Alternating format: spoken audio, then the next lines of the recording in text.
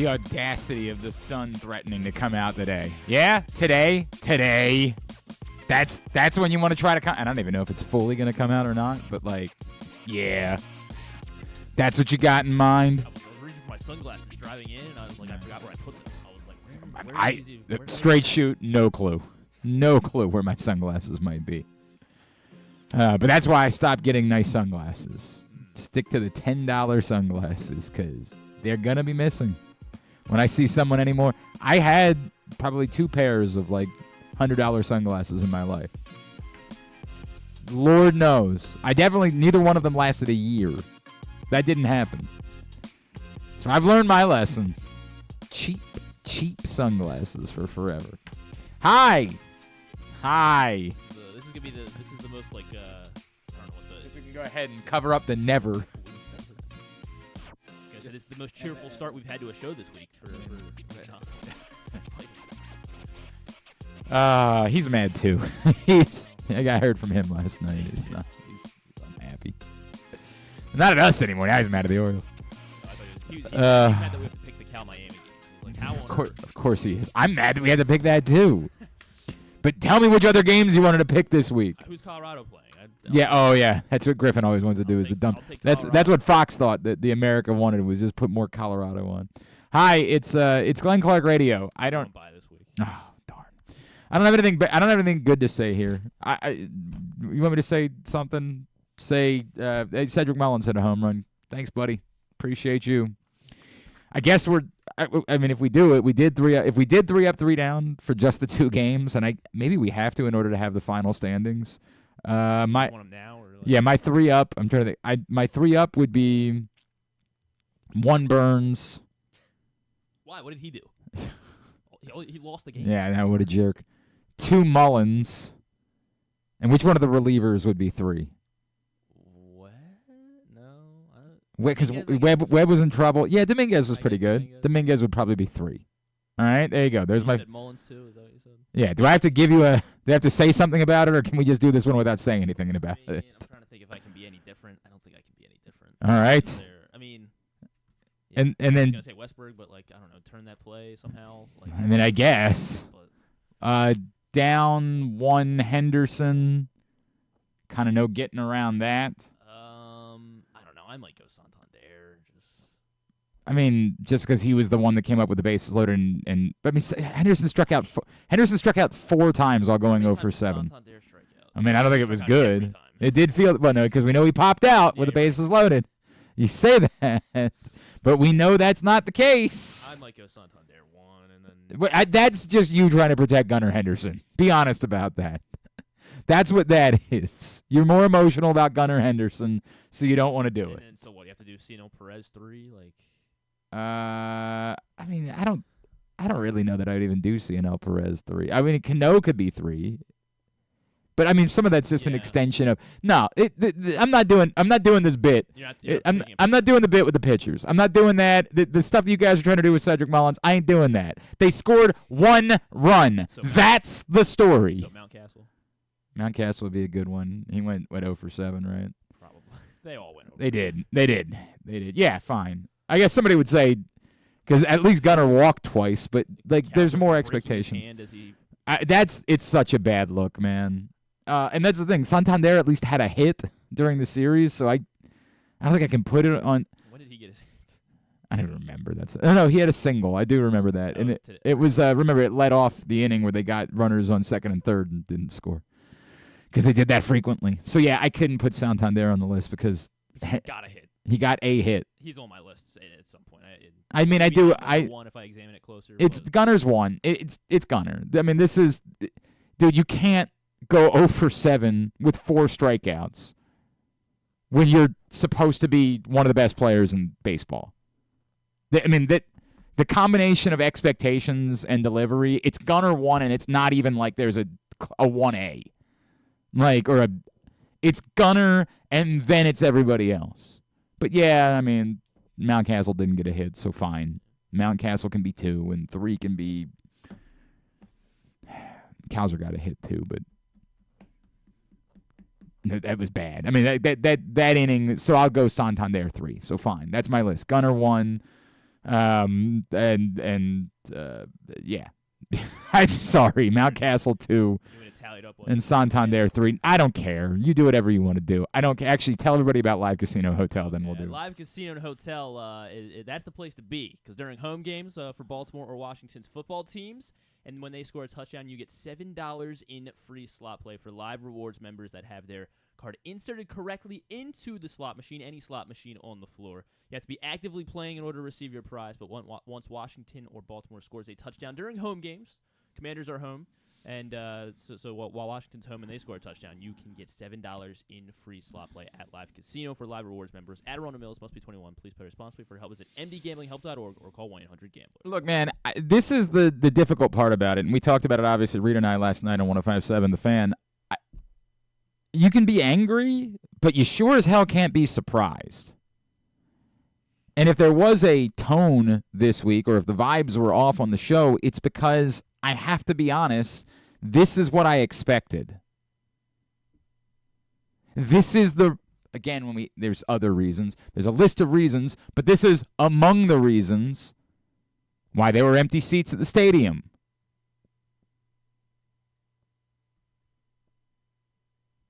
The team wasn't good for 3 months. And we just kept living in a world where maybe one day we could wake up and it would be magically different. That was what we had. Not legitimate reason for optimism. Just the idea that it's been done before. There have been other teams that have just suddenly been completely different when they got to the postseason. Never an actual reason for optimism about this team and this offense in particular. Because the reason for optimism was they pitched very well. And they did. They allowed 3 total runs in 18 innings. And got swept. The offense was an abomination.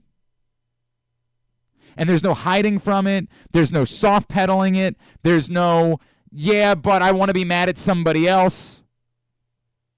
There's no giving Gunnar Henderson a pass because we like Gunnar Henderson. That's shameful. It's embarrassing. And to say, well, yeah, but the Royals pitchers are good too. Right, but that's the point. You're going to face the good pitchers in the postseason.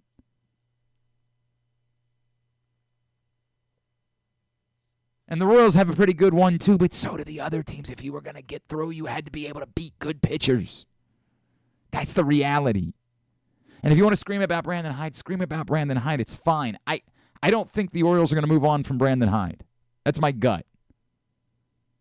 But as I said yesterday, based on what happened, if they did, I would have no problem with it. Because they can't fire the players. And it does seem troubling to think that the answer would be, well, just come back and try it again. It hasn't worked. It got worse as it went along, but just come back and try again and see if it might be different. And if they do, you can talk yourself into the ways that it could. Yeah, there are still some young players. You can't defend Adley Rutschman being a young player. I know he kind of opened up a little bit that there was maybe an injury going on, and I think our friend Avi Miller did the video a couple weeks ago about why it was probably his hand and maybe something like a bone bruise. But it's just bigger than that. This group of young players that was supposed to be ready for prime time is not ready for prime time. And some of that's on them. We can keep saying they're young. You can't keep saying Adley Rutschman's young. He's 26 years old. Stop it. You're embarrassing yourself. God love Brandon Hyde, and I know he's not going to throw his guy under the bus, but we can be the ones that are saying it. You can't excuse it by saying he's a young player. He's not. You want to excuse other guys? You want to give Gunnar Henderson that excuse? Fine. Now tell me about Jackson Churio. Tell me about the other players that are even younger that are meeting the moment. which doesn't mean that Gunnar Henderson won't have success in the postseason in the future. I still think he's an exceptional player. Bobby Witt met the moment. Gunnar Henderson didn't. There's no getting around that. There's no, well, I have a Gunnar Henderson jersey, so I don't like that. Or I'd rather just yell about Brandon Hyde and how he could have walked Bobby Witt.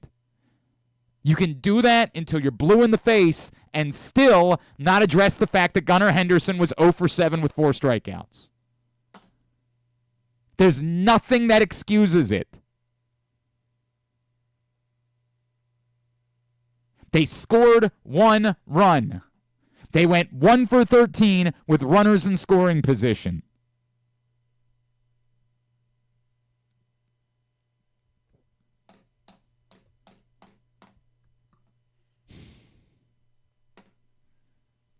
Harvey Dangers had a big hit more recently than the Orioles did. It's inexcusable. And again, if they made the decision that there was a toxicity to this that made them decide to move on from Brandon Hyde, I'd be fine with that. Not because I think it's Brandon Hyde's fault at all. Because I get that that's how this works. These players are going to be overwhelmingly part of the story moving forward. And at the moment, you're just not seeing it from this group.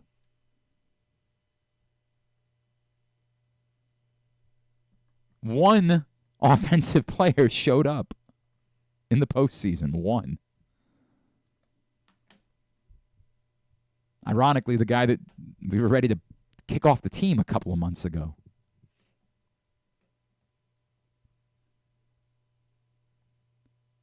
You can't move on from that group.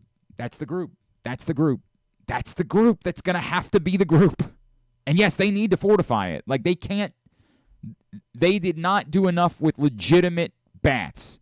We can go back and look and do an autopsy, and we can talk about how we got here all we want. And 1,000%, they needed more legitimate bats, and they didn't get them.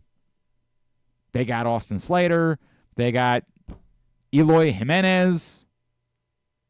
They got Emmanuel Rivera. They didn't get legitimate bats. And that is at least part, if not a significant part of the story. But a more significant part of the story is the guys that are here that we've all believed were exceptional players are not performing at a level that is even adequate. And they've got to figure out how that changes. Because they're not overhauling all of it. It's going to be Jackson Holliday, and it's going to be Colton Cowser, and it's going to be Gunnar Henderson, and it's going to be Adley Rutschman. And it's almost certainly going to be Kobe Mayo and Jordan Westberg, who I don't have as much ammo for because we didn't see as much of him, obviously. And it's probably going to be Heston Kjerstad. That's the group.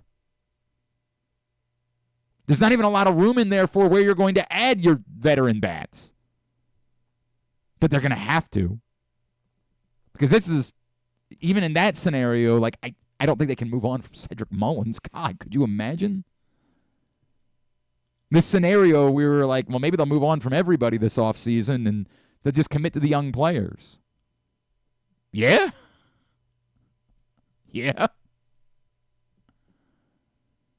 Now, if they think there's a veteran center fielder or left fielder and they can trade Cedric Mullins, I don't know. I don't even want to go that route right now.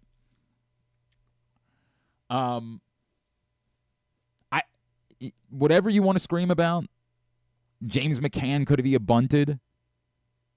Where is your confidence level about the next guy doing the thing that they were supposed to do? They had the bases. So many people calling in last night. This team doesn't play small ball. So that Brandon Hyde's got to go. He doesn't play small ball. What world do you think that if they tried to play small ball, they would succeed? They had the bases loaded and nobody out. What world are we living in where this is a team that is capable of handling those moments? And if you want to say, well, the fact that they can't, that's damning of Brandon Hyde, okay. I don't think, again, I don't know that it's his fault, but I can't argue with you.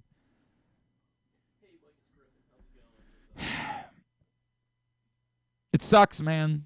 There's no getting around it. It sucks. It's just not that surprising to me. Because this is the team that we saw for months. They just somehow became, and that's the stunning part. You told me in June something was going to happen to this team and they weren't going to win a playoff game. I'd say, yeah, they're going to run out of pitching. You know, between injuries, they're just going to run out of pitching. All good. You told me that it was going to be because of the offense. I'll never be able to make sense of it. It's crazy to me. Let me try to get an intelligent opinion from someone I trust. He, of course, is a friend. You hear him on 105.7 The Fan. He's an Orioles Hall of Famer and an all-around good guy. He's Mike Bordick, and he's back with us now here on GCR. Bordy, it's obviously not a fun day, but I appreciate you coming on with us and hanging out and trying to chat about it. No, absolutely. Thanks for having me, Glenn. Mike, if we took the autopsy, what happened to this team's offense over the course of 3 months? How did we get here?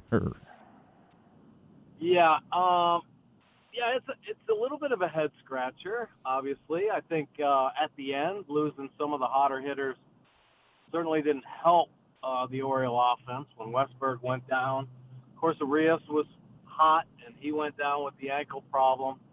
But I also think the deadline's going to be looked back on this team, and I think that's where, this is where GMs are supposed to make their hay, and I think they fell a little short, man. I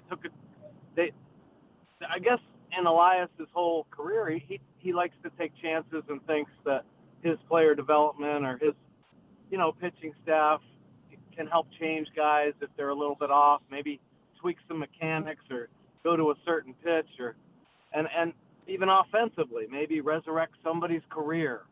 And as soon as last year, we saw Aaron Hicks come over, and all of a sudden it was like, wow, this is incredible. He was one of the worst players in baseball, and now all of a sudden he's re-energized, and he contributed a lot to the Orioles' 101 wins last year. And I think this year the moves were questionable, to say the least. I think Eloy Jimenez was a huge risk.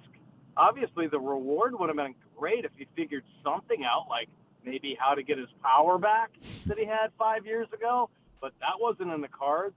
And, Slater, hey, he's a nice fourth outfielder, but you're not going to count on him to carry your team offensively when the struggles the whole second half were against left-handed pitching. Right. The Royals didn't shy away from flipping all three of their lefties at the Orioles yesterday because the Orioles had a problem with that. And in my opinion, that's one of the first things that has to be addressed. How are you going to go against left-handed pitching in the AL East or in all of baseball for that matter and be successful? Are they now just a 500 team that's struggling like they did the whole second half with terrible numbers against left-handed pitching? So that's one issue that's got to be looked at and hopefully resolved. I don't know if there's, it just seemed like such a short time ago where there was so much depth in the organization that it seemed like sustainable success was going to be endless. And I don't know, man, if they got back what they wanted in return for the, Norby gone and Stowers and some of the other young prospects, and now all of a sudden the Orioles organization is kind of dipping as far as overall organizational strength.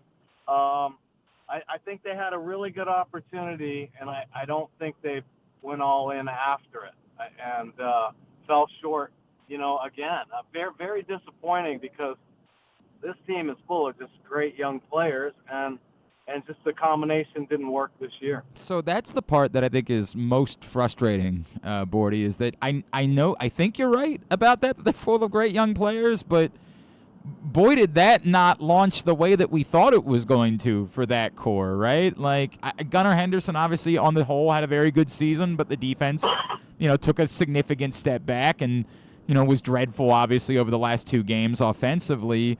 The Adley Rutschman thing is, you pray that what he let on after the game is the sign that it really was an injury that impacted him, because holy crap, that was bad. And yeah, there were moments for Colton Cowser, but on the whole, it was, Jackson Holiday didn't launch. I think that's the more concerning part to me. And Bordy, so I'm not the guy that yells and screams that somebody should get fired, right? I will never be that guy. But if tomorrow they said, hey, we're moving on from Brandon Hyde, which I don't think deserves that, I would say I guess I can understand that, because how do you explain this group of young players not taking the step forward that we all believe they were going to take this season? Yeah, well, that's a great question, and obviously very insightful. And we could pick this apart for hours. And this is something that's going to be talked about all winter. I think there are a couple areas that obviously need to be addressed. I mean, the fact that the Oriole offense went from scoring dang near close to 6 runs a game to all of a sudden being non-existent. The Adley slump that I think was one of the biggest reasons why this team, didn't have success the second half. And yeah, some inconsistencies from some young players. You expect that, right? But I think what has to be looked at is the voices that these young players are hearing. And there's a number of hitting coaches now, and sometimes I worry that young guys just hear too much, and it's hard to balance things out and actually simplify the game when you've got too many voices. So I think that might be something that needs to be addressed. I do think the young players are going to be great players. I do think some of the young players got pushed into the big leagues because the talent in the minor leagues has been so depleted because of the rash of injuries. So that's another thing. You know what I mean? When you get up to the big leagues, now you've got all the best guys. And, man, do you get exposed if you're not on your game. And it's hard to learn at the big league level. And a couple guys couldn't quite handle it. Mayo, obviously, and Holiday for sure. Listen, Gunnar and Adley started slow, and it takes a while for guys to get, their feet underneath them. And I think that's why Cowser was so up and down all season long. I still think he's going to be, the rookie of the year. But, just inconsistencies that young players have. If we expected, Gunnar Henderson and Jackson Holiday to be the double play combination on a championship team, man, oh, man, that is really grasping, because I don't know that there's never been a successful young infield like that to go all the way. And I know times are changing, and the youth movement is certainly upon us.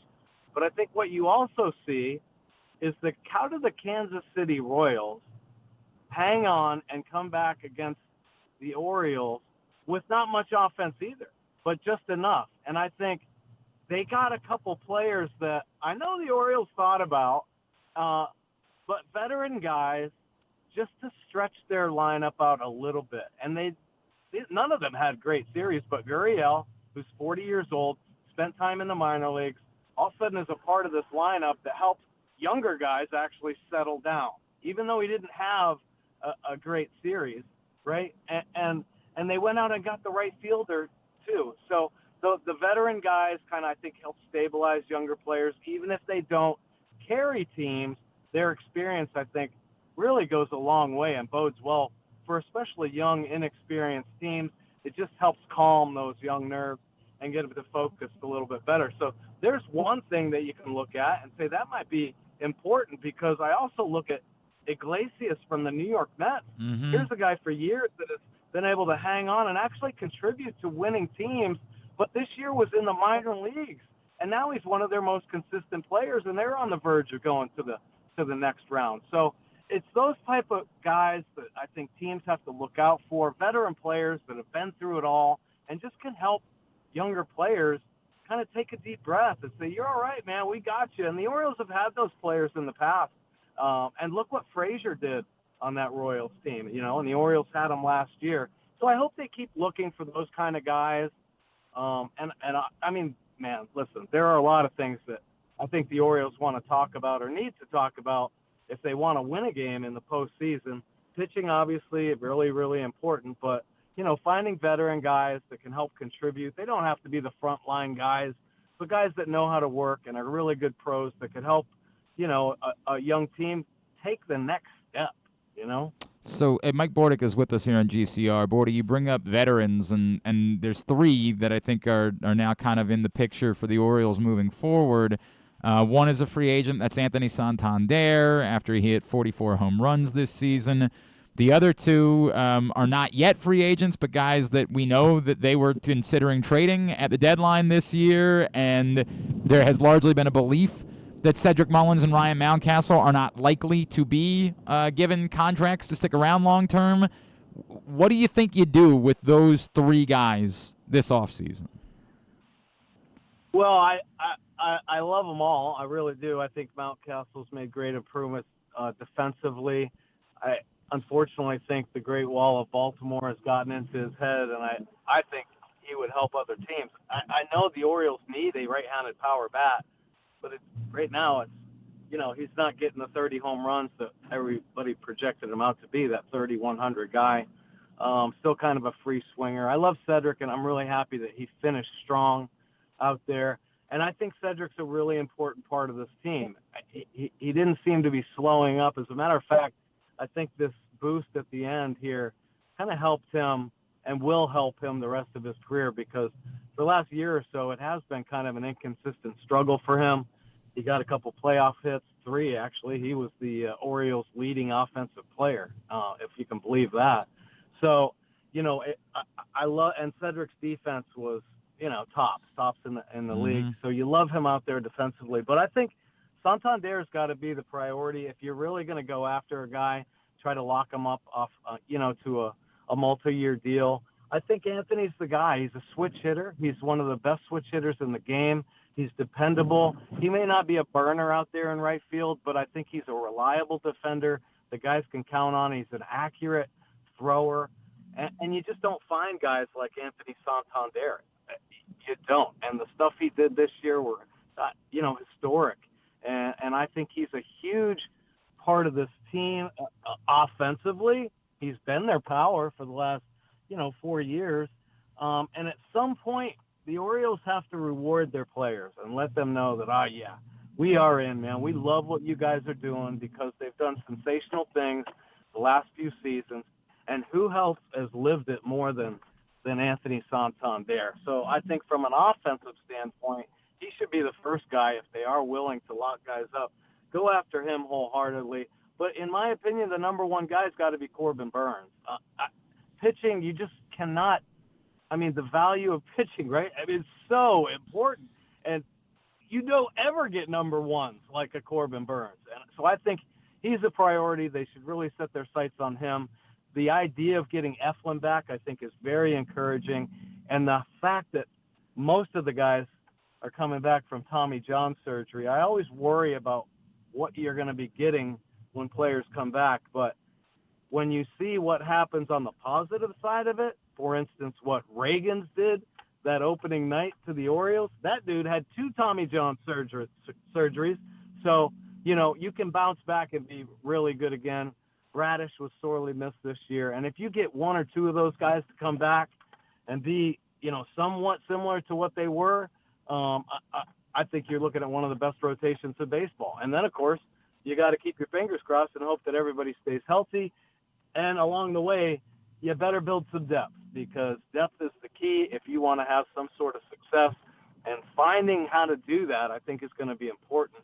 And, the Orioles' philosophy with getting all these, big power hitters obviously wasn't enough to help them win a postseason game in the last couple of years. So at some point, they better start developing from within pitchers that they've signed. We haven't gotten any of the Mike Elias pitchers yet into the big leagues, and that has to be an important tough topic to get on this winter.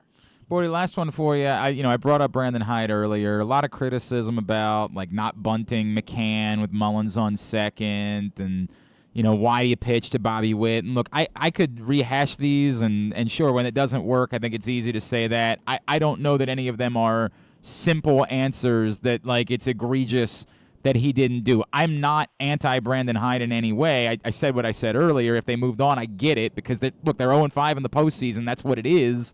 You can't change that. But what do you make just of the job that Brandon Hyde has done, and your belief that the Orioles can win a World Series with Brandon Hyde as their manager? Well, I don't know. I'm confused about all of this, okay, because I know it's really hard nowadays for managers to actually manage what they feel, because I think a lot of moves now are analytically driven. Data, I really do. And and I think Brandon Hyde may deny that, but I think why Brandon's there is because he has a great relationship with his players, and the way he communicates in his life in baseball coming up through player development, he has a knack for getting the most out of players. And I think that's a priority now with most major league managers. Sure, you got to have a feel for the game, and I think he really does. But trying to get the most out of the players he's had for the years he's been there, I think he's done a really good job. I really do. I think as far as decisions on the field, you have to look no further than Kevin Cash as one of the first managers that's been completely controlled by analytics. And the reason he's there, because the players feel good about him. They trust his decision-making. And I know they didn't have a successful year, the first time in about 20 years of their analytic and, sustainable success that they haven't kind of lived up. But how about this? Within the course of this year for the Rays losing, now their organization has bypassed the Orioles as the number one organization in baseball now. From their player development standpoint, their minor leagues have stayed strong, and they can still do the things that they've done for years, which pitchers come out of nowhere in their system. Trades have been made, but they've been able to sustain success and be able to keep working trades. They have incredible foresight of when to get rid of top players, who to sign, who not to sign. They've only made a couple mistakes in that regard. So I think there are really good examples around, the league. But back to Kevin Cash, he gets the most out of his players because of what I said, man. He's really good with his relationships, and that is probably the most important thing. If players don't trust the manager, then they're not going to do the things the right way. And I think down there in Tampa, they know they have a unique system that's analytically driven, and they just trust how they go about their business. And I think that's what Brandon Hyde kind of does here. Mike, what do you want to plug? What can we talk up for you about the League of Dreams, Baseball Warehouse, everything you got going on, my friend? Oh, man. Well, the League of Dreams is just so close to my heart. Frank Kalarick out there in Catonsville is doing incredible things. And, each year it gets bigger and better. And Frank just dumps his heart and soul into the organization. theleagueofdreams.org. You really have to check out the website.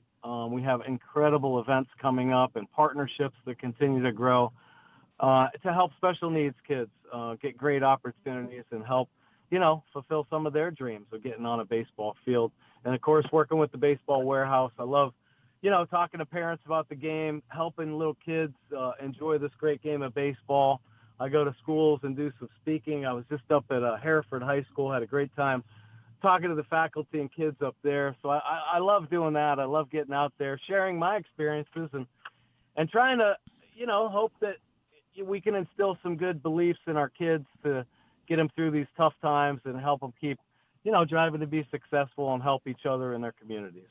Bordy, I want to just take a second to tell you that I truly appreciate you, my friend. And I genuinely, it means a lot, and it's been, God, I don't know, over a decade that we've been doing these regularly, you and I, and I've always been grateful for them, and I'll always be grateful for them, and you don't have to do this, and the fact that you do means the world to me, brother. I don't, I'm not saying that like we're going to stop doing it or anything. As the season comes to an end, I hope you know how appreciative I am and how much it's meant to me, and I look forward to the next one whenever the news warrants and there's something we got to talk about. But anything we can ever do for you, please let me know, man. I always appreciate you. Oh, well, I appreciate you too, Glenn. Listen, man, you're very passionate about Baltimore sports. And, when I get around people that care about, the Orioles or anything good in this community, I love talking about it. And you're one of the best at it. So Thank you very much. Appreciate you, man. We'll talk soon, all right? All righty. It's Mike Bordick with us here on GCR, putting the season to bed and really going after the, kind of the top, kind of, without using those words necessarily, like putting a lot of that on Mike Elias. And I get it. In the context of this was the year that you had Corbin Burns, did you need to do more? Yeah. Specifically, because again, we can't ignore. This is the part that we like to do. And Drew tried this yesterday. We say the trade deadline was disastrous. You can't say that. Because you're just trying to make a point without. They made a great trade at the deadline. A tremendous trade. They also made a really awful trade. The point that you're trying to make is they needed to do more or different. And particularly in the context of this is the year you have Corbin Burns. You decided that this year mattered. You set the tone. If you didn't go out and trade for Corbin Burns, then it would be easier to say, like, hey, we still think this is part of the process and it's not all. But you made that decision to move pieces. And nobody's second-guessing the Corbin Burns trade. They were reasonable pieces to move for 1 year of Corbin Burns when the team looked like it was ready to take a next step. But you did do it. You moved pieces for a 1-year player. And the moment you did that, it should have been a striking statement of, this is the year. And it seems like it's still been sort of the, yeah, but we're in, but we're not. The irony of Bordy bringing up Kevin Cash is somebody would compare that to the Tampa Bay Rays, right? Like, they've always kind of been in, but not really in. And that's what made this all so tricky. The moment you do that, it should have gone to, no, we will do whatever it takes. We want to win like hell. Now, somebody might say, hey, given what happened to your star players, maybe it's best that you didn't continue to chase. Maybe it's best that you didn't keep going with the all-in thought process because you were never going to be able to get all in because the players that were going to be a part of it didn't end up being good enough to do that. Don't know. But you also look around and see that there were no 100-win teams. There's no one that's dominant. Single team. All you needed to do was score 4 runs. That's it. And then you would have at least moved on to the next series, and nobody thinks the Yankees are world beaters. Like, I get the point. There's if we do as we always talk, Drew always likes talking about the blame pie. If we do the blame pie, there's no doubt Mike Elias has to eat a good bit of that blame pie. Now, I don't think they're at a point where they're moving on from Mike Elias. There is too much of this is his. It really does become like we're either winning or losing with this guy while this core group of players is here. That's why, to me, the most likely place to look would be Brandon Hyde. I think what Bordy was alluding to is maybe it's not Brandon Hyde. And again, I'm not doing the bit with the you guys, you work yourself up into a lather. It's all we ever do is blame the coaches, blame the whole thing. They scored 1 run. You're obsessing over the Bobby Witt thing. Like, you could have just walked Bobby Witt. If you can't get Bobby Witt out, you're not winning a World Series. If all you ever do when you face a good player is, well, we're just going to have to walk that guy. We can't have our pitchers face any good players. You're not winning anything. Stop it. Which doesn't mean there aren't scenarios by which it makes sense to walk those players. I'm not saying you never do it. But you're obsessing over it like it was going to change the result of the series. For F's sake, you scored 1 run. That's it. That's the story. You're obsessed with this thing, so you want it to be the story. It ain't the story. The story is you scored 1 run. Now, as I said before, chicken and the egg. Because you scored 1 run, Does that require there to be change? You want it to be Brandon Hyde's fault that the Orioles season is over. I don't buy that for a second. But because the Orioles season is over, does that mean that Brandon Hyde should go? And that's a more complicated conversation. Again, I'm just not the guy. If you're new here, I don't do that. It's not my shtick. Sometimes it's obvious. This one's not obvious. But I would be okay with it. Because, to the point, something has to change. Again, Bordy alluded to, maybe the answer is the two hitting coach thing. That's got to change. And I think at the bare minimum, that's going to have to change. There's no way after you went through this summer you could come back with that scenario. No way. That's the bare minimum that has to change. My gut tells me more than that has to change.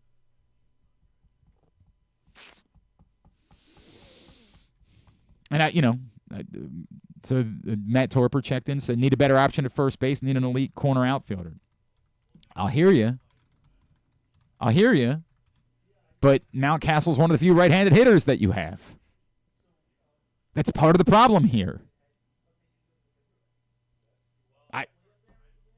They seem pretty hell-bent on Kobe Mayo being a part of the thing. They weren't willing to trade him.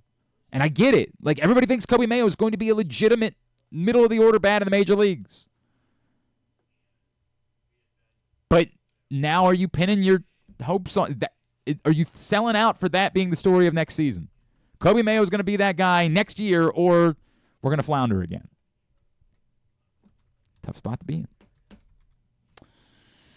Today's show is also brought to you by, this one's brought to you by Project Game Day, which returns this Sunday following Baltimore-Cincinnati. Come join us, PressBoxOnline.com/game day.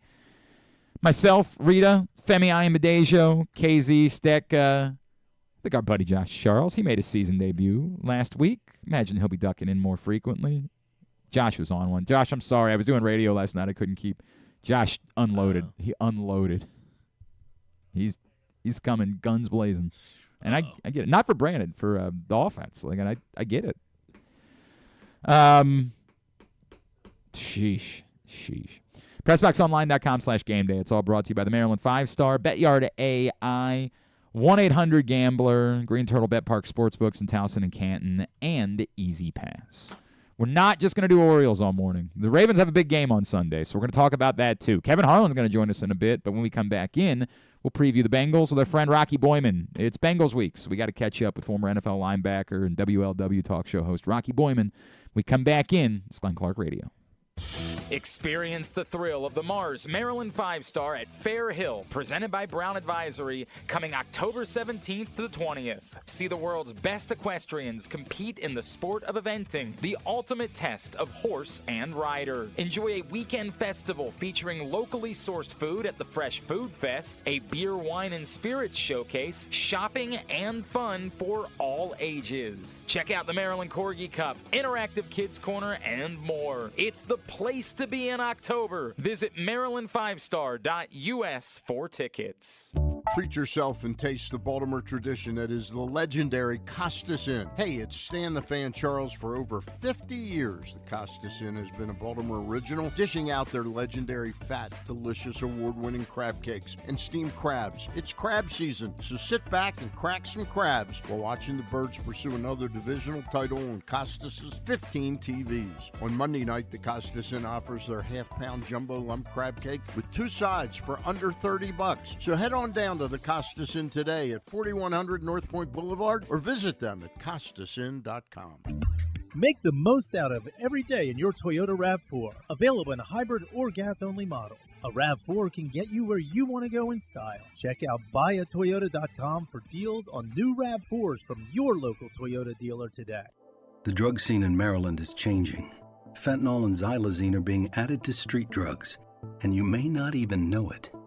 Xylazine is not even intended for humans, and fentanyl is an opioid 50 times stronger than heroin and contributed to over 80% of overdose deaths in our state.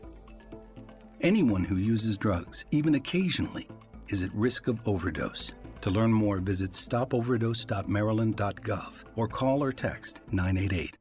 The votes were all counted, and the results are official. Royal Farms was named #1 for food in the USA Today 10 Best poll, receiving more votes than any other convenience store chain in America. The next time you want to get some good food fast, doesn't it make sense to go to Royal Farms? Voted best in the USA and home of world-famous chicken. Real fresh, real fast. Royal Farms. The latest edition of Press Box is available now. On the cover, Bo Smolka profiles Ravens star safety Kyle Hamilton, detailing his path from growing up the son of a basketball player to choosing football, being overlooked in the draft, and turning into a defensive unicorn as a playmaking Swiss Army knife in the NFL. Also inside, meet college football players from all of the area's D1 programs and some of the area's college soccer standouts as well. Pressbox is available for free at over 500 locations throughout the region, including 60 Royal Farm stores. Or you can read the entire issue at PressBoxOnline.com, where you can also find great betting advice and the best daily coverage of the Orioles, Ravens, and Terps. One of the things that's definitely wrong with this country is that this dude still has a job somehow, some way. Glenn Clark. Back in here on GCR as we continue along on a Thursday edition of the program. County Sports Zone is the best place to find out everything about high school sports in the state of Maryland. Scores, schedules, rankings, news updates, everything you need to know. Every sport, every team, every level, every part of the state. They've got you covered at countysports.zone, which is proudly sponsored by your local Toyota dealer and buyatoyota.com. We are not abandoning Orioles conversation. There will be more Orioles conversation. There's just not another game to be played. So it's kind of a different thing. We can rehash it and hash it and hash it and all we want. Meanwhile, on the flip side, there is a big game coming up this Sunday out in Cincinnati. The two teams that I still believe, when it's all said and done, are going to be the teams that are going to be fighting to win the AFC North. I genuinely believe that, despite the Steelers sitting in first place at 3-1 right now. And if it is Steelers week, that means it's time for us to, sorry, I just said Steelers week. Yuck. If it's Bengals week, I'll get there. It's been a long week, guys. Orioles scored 1 run in the playoffs. If it's Bengals week, that means that we need to catch up with one of our favorite people. He is, of course, a host on WLW out in Cincinnati, as well as a former NFL linebacker. He is our buddy Rocky Boiman, and it's good to chat with him once again. Rocky, it's Glenn. Always great to catch up, my friend. Hope you're doing well. Thank you for taking the time for us. Glenn, always a pleasure to be with you, man. I always enjoy Ravens week because I know you and I will get to discuss and break down our two teams. Love it, man. So I'm fired up. Man. You're the best, bro. Rock, I really genuinely believe this. Like I do some of these in other stations across the country, and I was doing one in Kansas City last week, and they said, "Hey, how do you see the division at this point?" I said, "I genuinely still believe it comes down to the Ravens and Bengals." Like I don't want to take anything away from the Steelers. I think their defense is real and legitimate. But I think when you're talking about Lamar Jackson and Joe Burrow, if they stay healthy, even with an 0-3 start, I think they're going to be there. Tell me what you make of not just the Bengals shaking off 0-3, but the division as a whole. Do you still believe that these two games will ultimately be likely to determine the division? Glenn, have you watched the Bengals defense this year? I get that. I know that's true. I know that's true.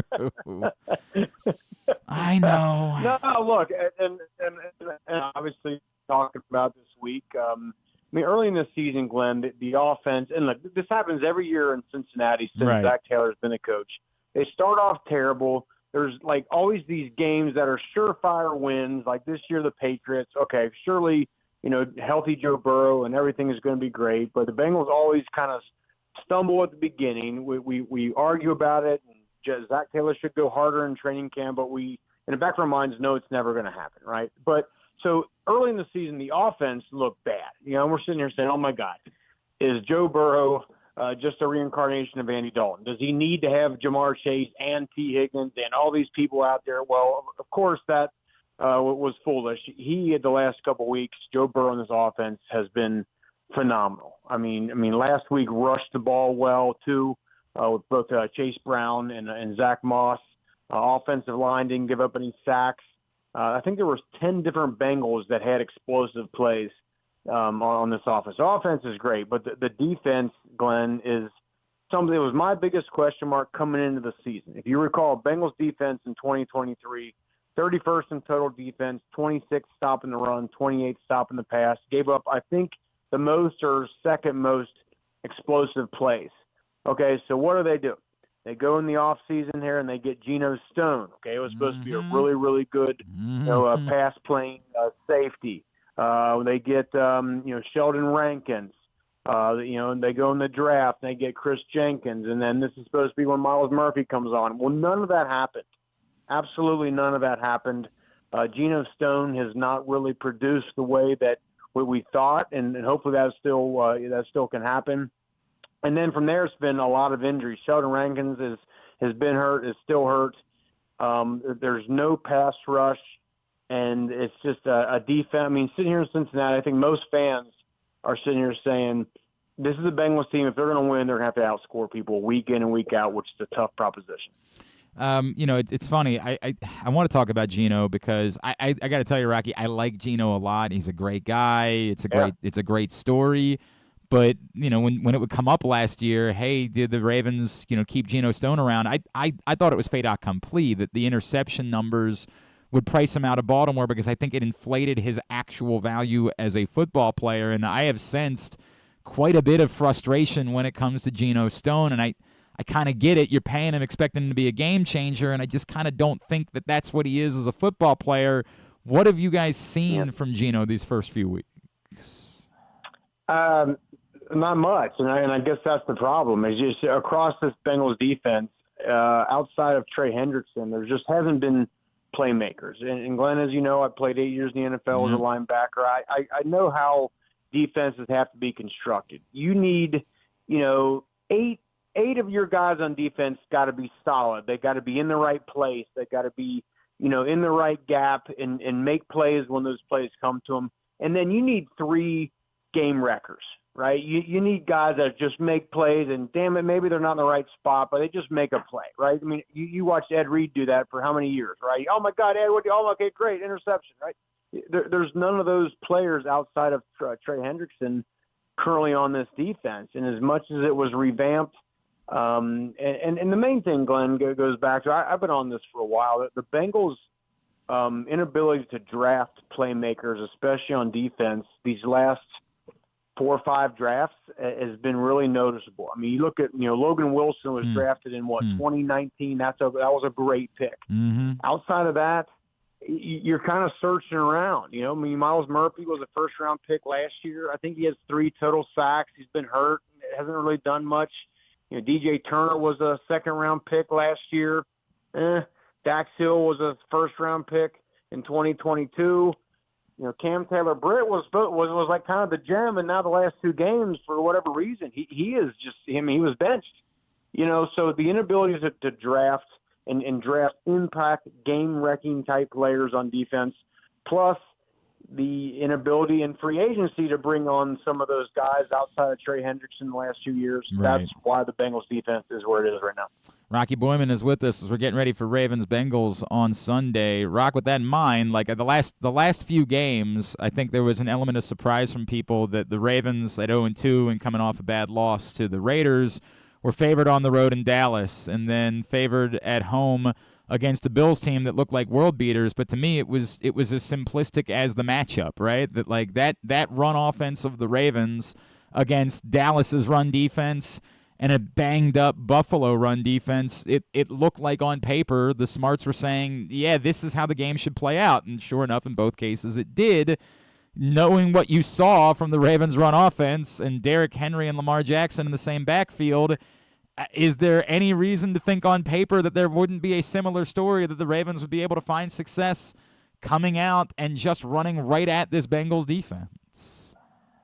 I think the practical opinion here is yes, and that's what Bengals fans are still worried about. Now, I guess the positive news is coming out of last week, Trey Hendrickson, after the game, he's in a shoulder sling. Oh, my God, what's going on? Well, apparently it's a stinger issue, and there's no nerve damage. So positive news there. He practiced this week. I don't know how much.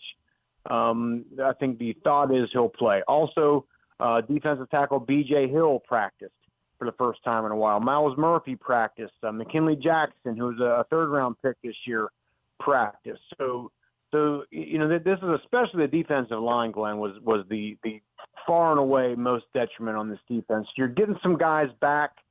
Is it going to make a huge difference? I don't know. I think everyone's hopeful for that, but I still think very much afraid of what this Ravens team can do on the ground.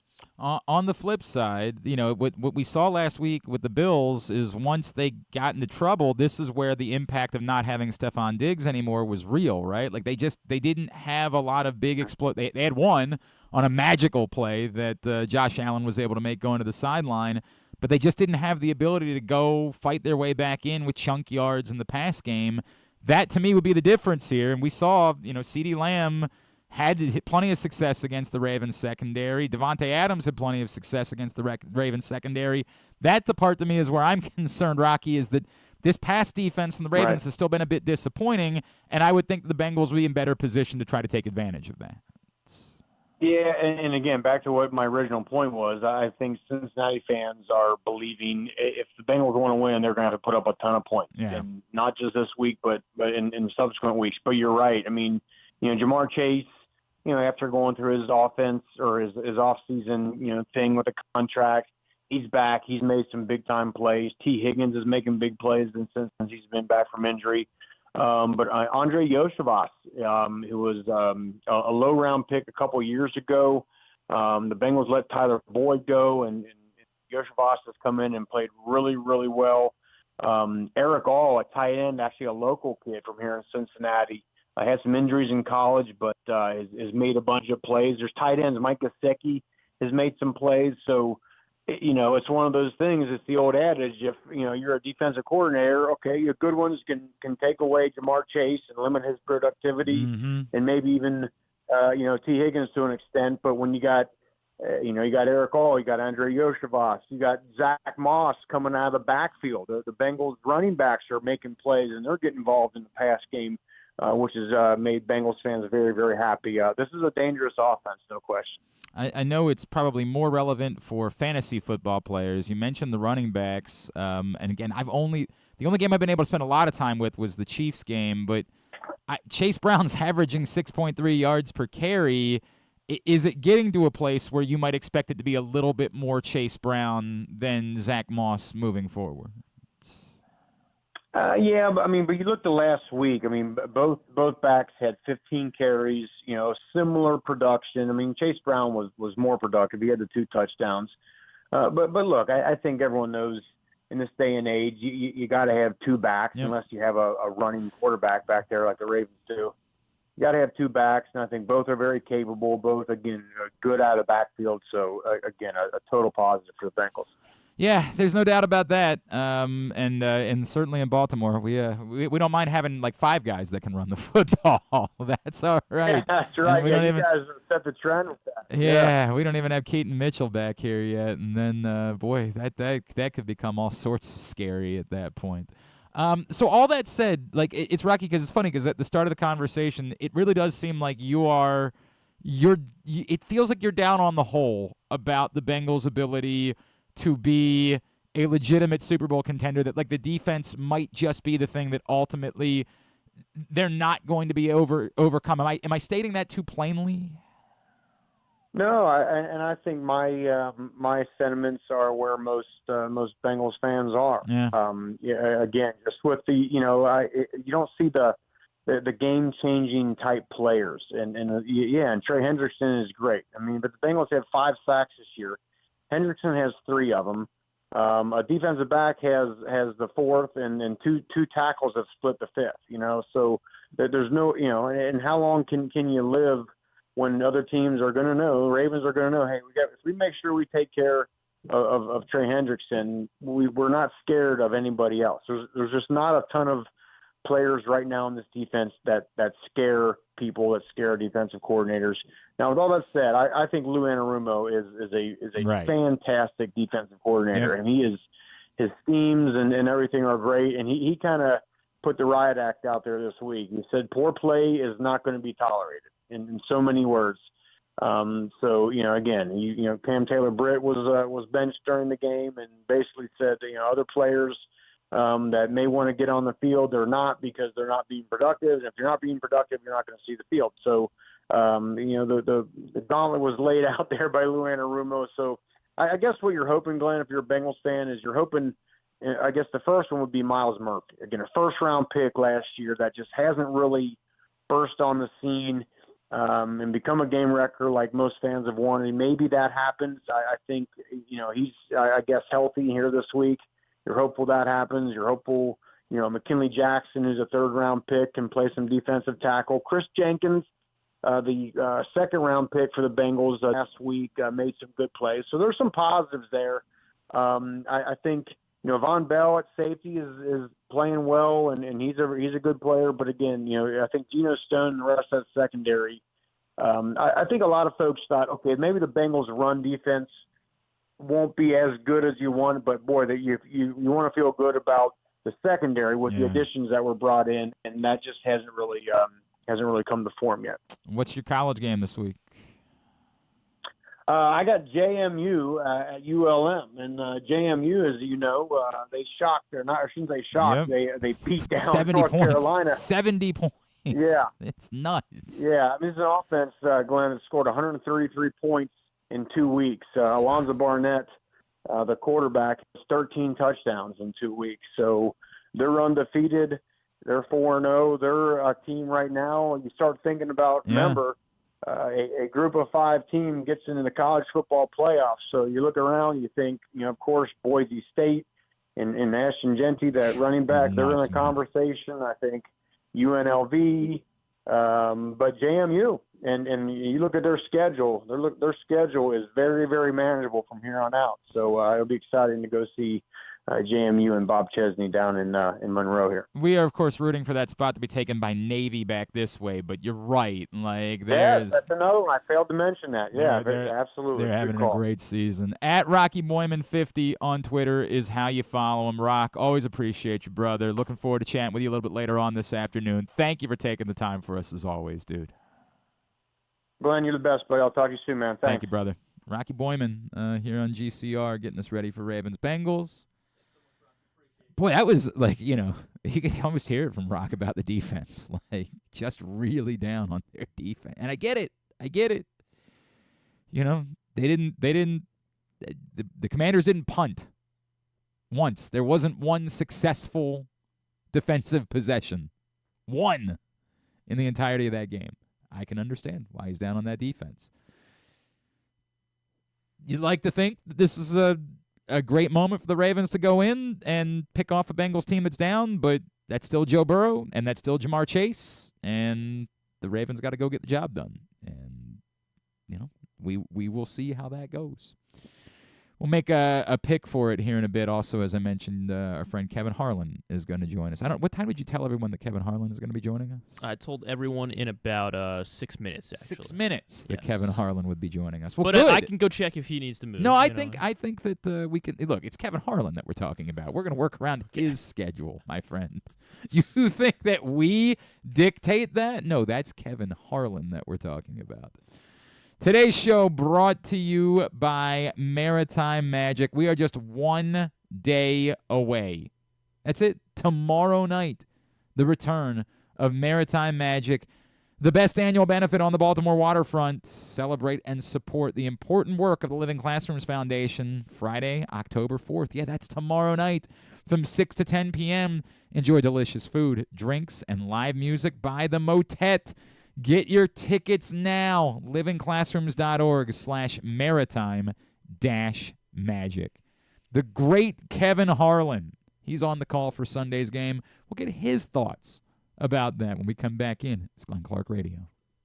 Brace yourselves for an unparalleled in-person betting experience at the Green Turtle Bet Park Sportsbook and Bars in Canton and Towson. Experience the thrill of live betting with Baltimore's only state-of-the-art Vegas viewing TV experience. Choose between our on-site tellers or the convenience of our self-bet kiosks to place your bets. Gather your betting buddies and head over to the Green Turtle Bet Park Sportsbooks today. Green Turtle Bet Park Sportsbooks in Towson and Canton. The ultimate destination for game day excitement, great food, and live in-person betting. Must be 21. Please play responsibly. Gambling problem? Go to mdgamblinghelp.org.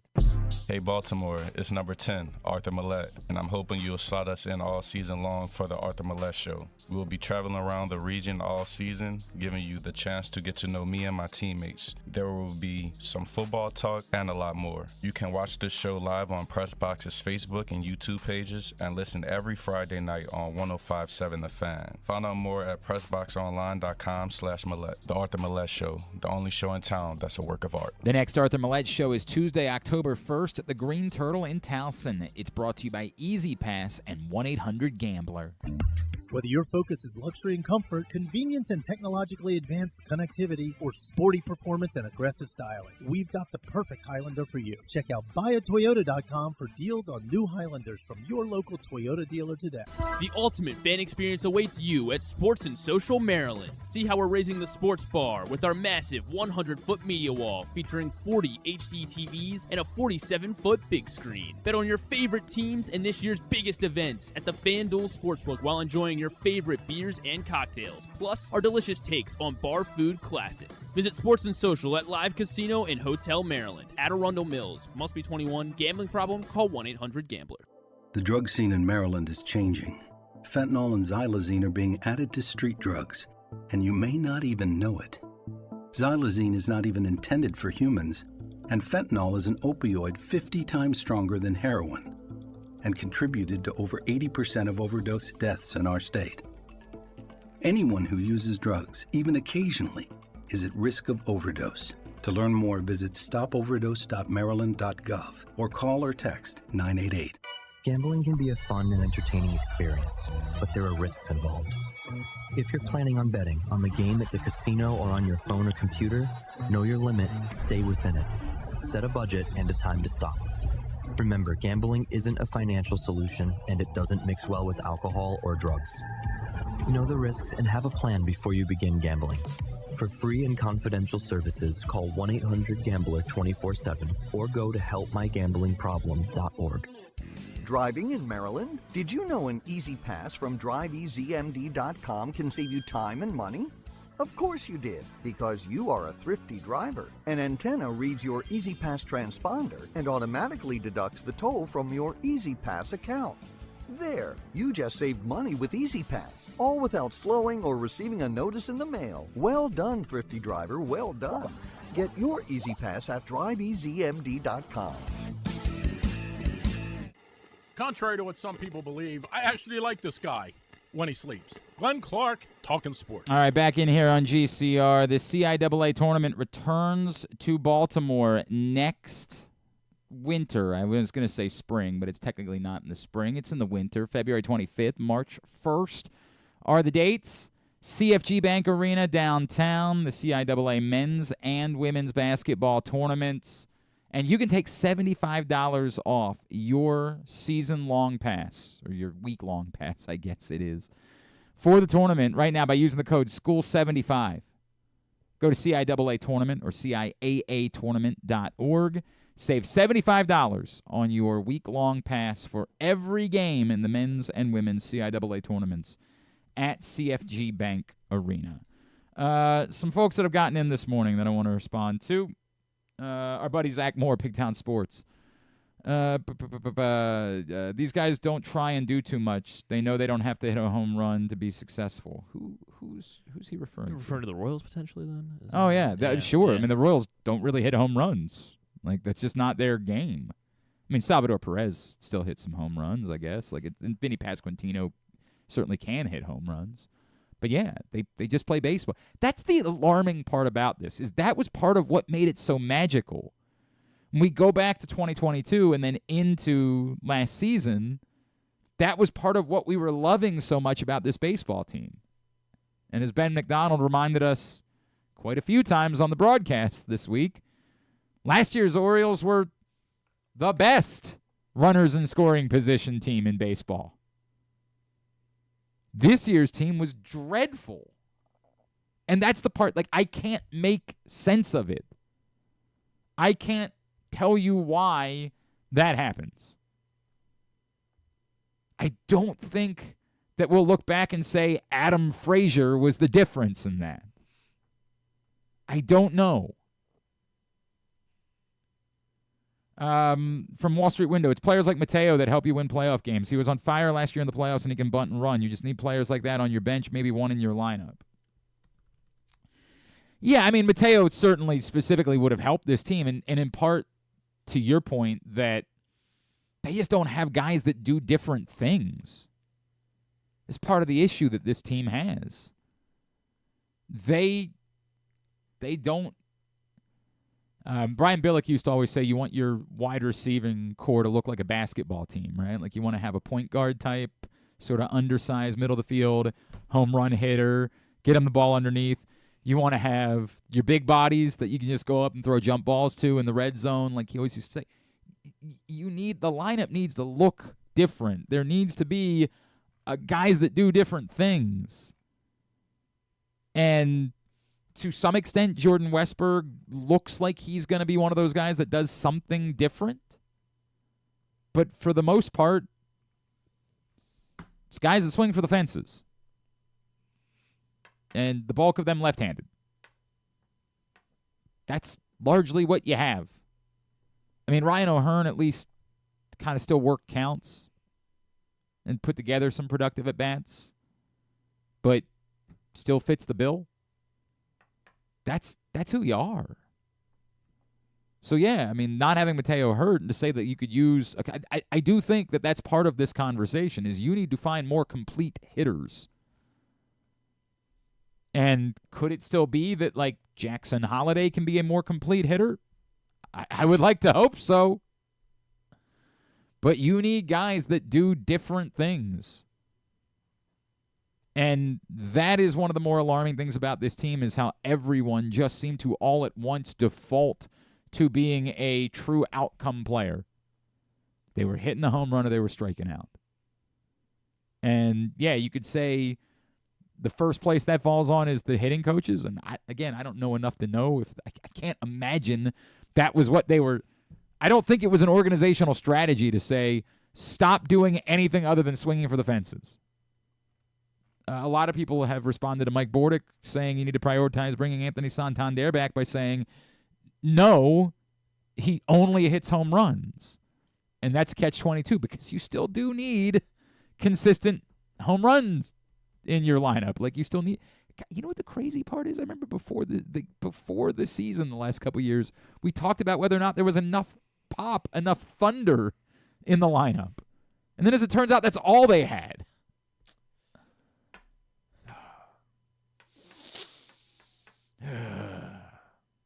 It's very frustrating. Absolutely zero plate discipline. This is from 21090. Absolutely zero plate discipline. Elias has to alter this team's offensive makeup this offseason. A few veteran bats would help.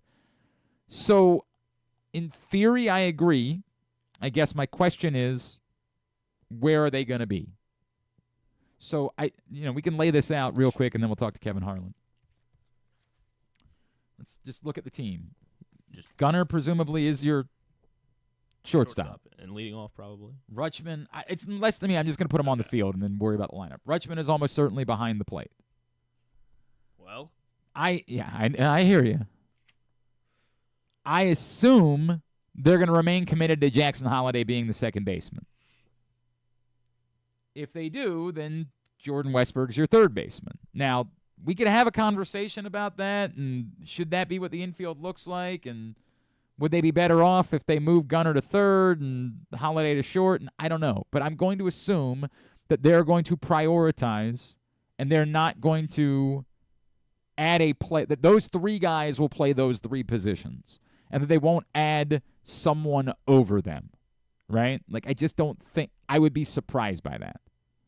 I guess if you're ready to go crazy and you're ready to move one of them in a trade, that could change that. But I'd be surprised by it. Colton Cowser is going to play one of left field or center field. I'll put him in left for now because it's very difficult for me to envision moving on from Cedric Mullins this offseason.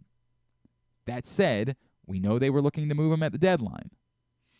So it's not a certainty to me. Is he a guy that lets you net I mean, you're not getting Corbin Burns again in a trade, sure but yeah. Hell, you're not getting anything close to that. He's a guy with 1 year left on a, You're still moving Mullins for the sake of moving him. You're not moving him because of what it's going to get you back.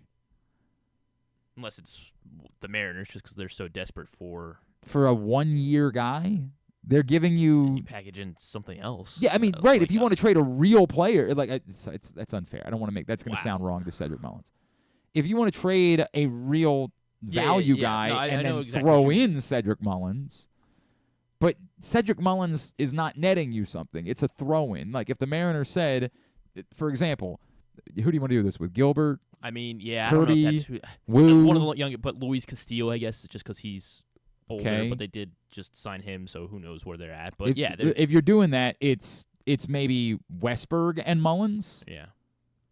Now you're freeing up two spots. Are you doing Kjerstad or? Yeah, I mean, I would Kjerstad could perhaps be that guy. Because that's the problem you get. Like if Mullins is back, and at the moment, given his value in center field, and given his relatively low trade value, it's hard for me to move Mullins out of center field. Also, I think Colton Cowser can play center field. I think he can. Robbed that one home run. Yeah. So now, Mayo, we've all operated the idea that Mayo's your first baseman. If you want to say, hey, you don't need to rush on that, you can go get a first baseman and figure it out with Kobe Mayo. Okay. You can. It leaves really first base, right field. You could move on from Ryan Mountcastle. Again, similar scenario, likely pennies on the dollar. There is probably a team that would value him more by saying, hey, we don't have the ballpark you have. Ryan Mountcastle will hit a lot more home runs here. So you might be able to do a little bit better for Ryan Mountcastle just because I think we all recognize that that's part of the story with Ryan Mountcastle. So you can move on. Now, again, that's one of the few right-handed bats that you have. But you can move on, and then you could have the ability to try to target a specific first baseman if you don't want to commit to Kobe Mayo. Or if you want to say, hey, Kobe Mayo, can split DH with Ryan O'Hearn. Right? Kobe Mayo can be the right side, Ryan O'Hearn can be the left side. And that would free up Kjerstad to be the right fielder if you don't bring back Anthony Santander. But that's your team. This is the problem with this. So you have to move. What?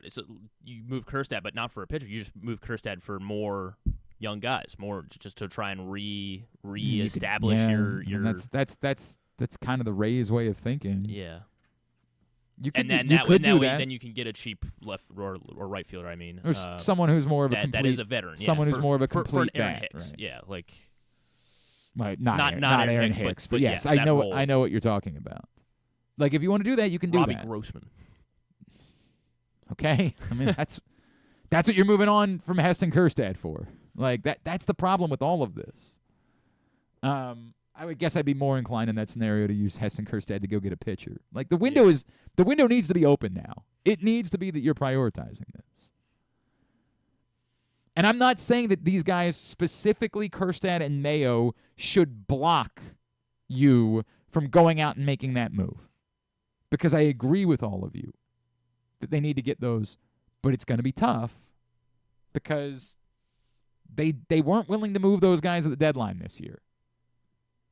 They appear as an organization to be committed to those players. The one factor that I'll bring up that we don't know, and I have even poked around about in baseball circles, we don't know how the end of the season will change the interests of the ownership group. The one thing I'll say is the ownership group came in at a very awkward time for them to take control. And internally, there have been people that have wondered if there would be more kind of big changes at the end of the season.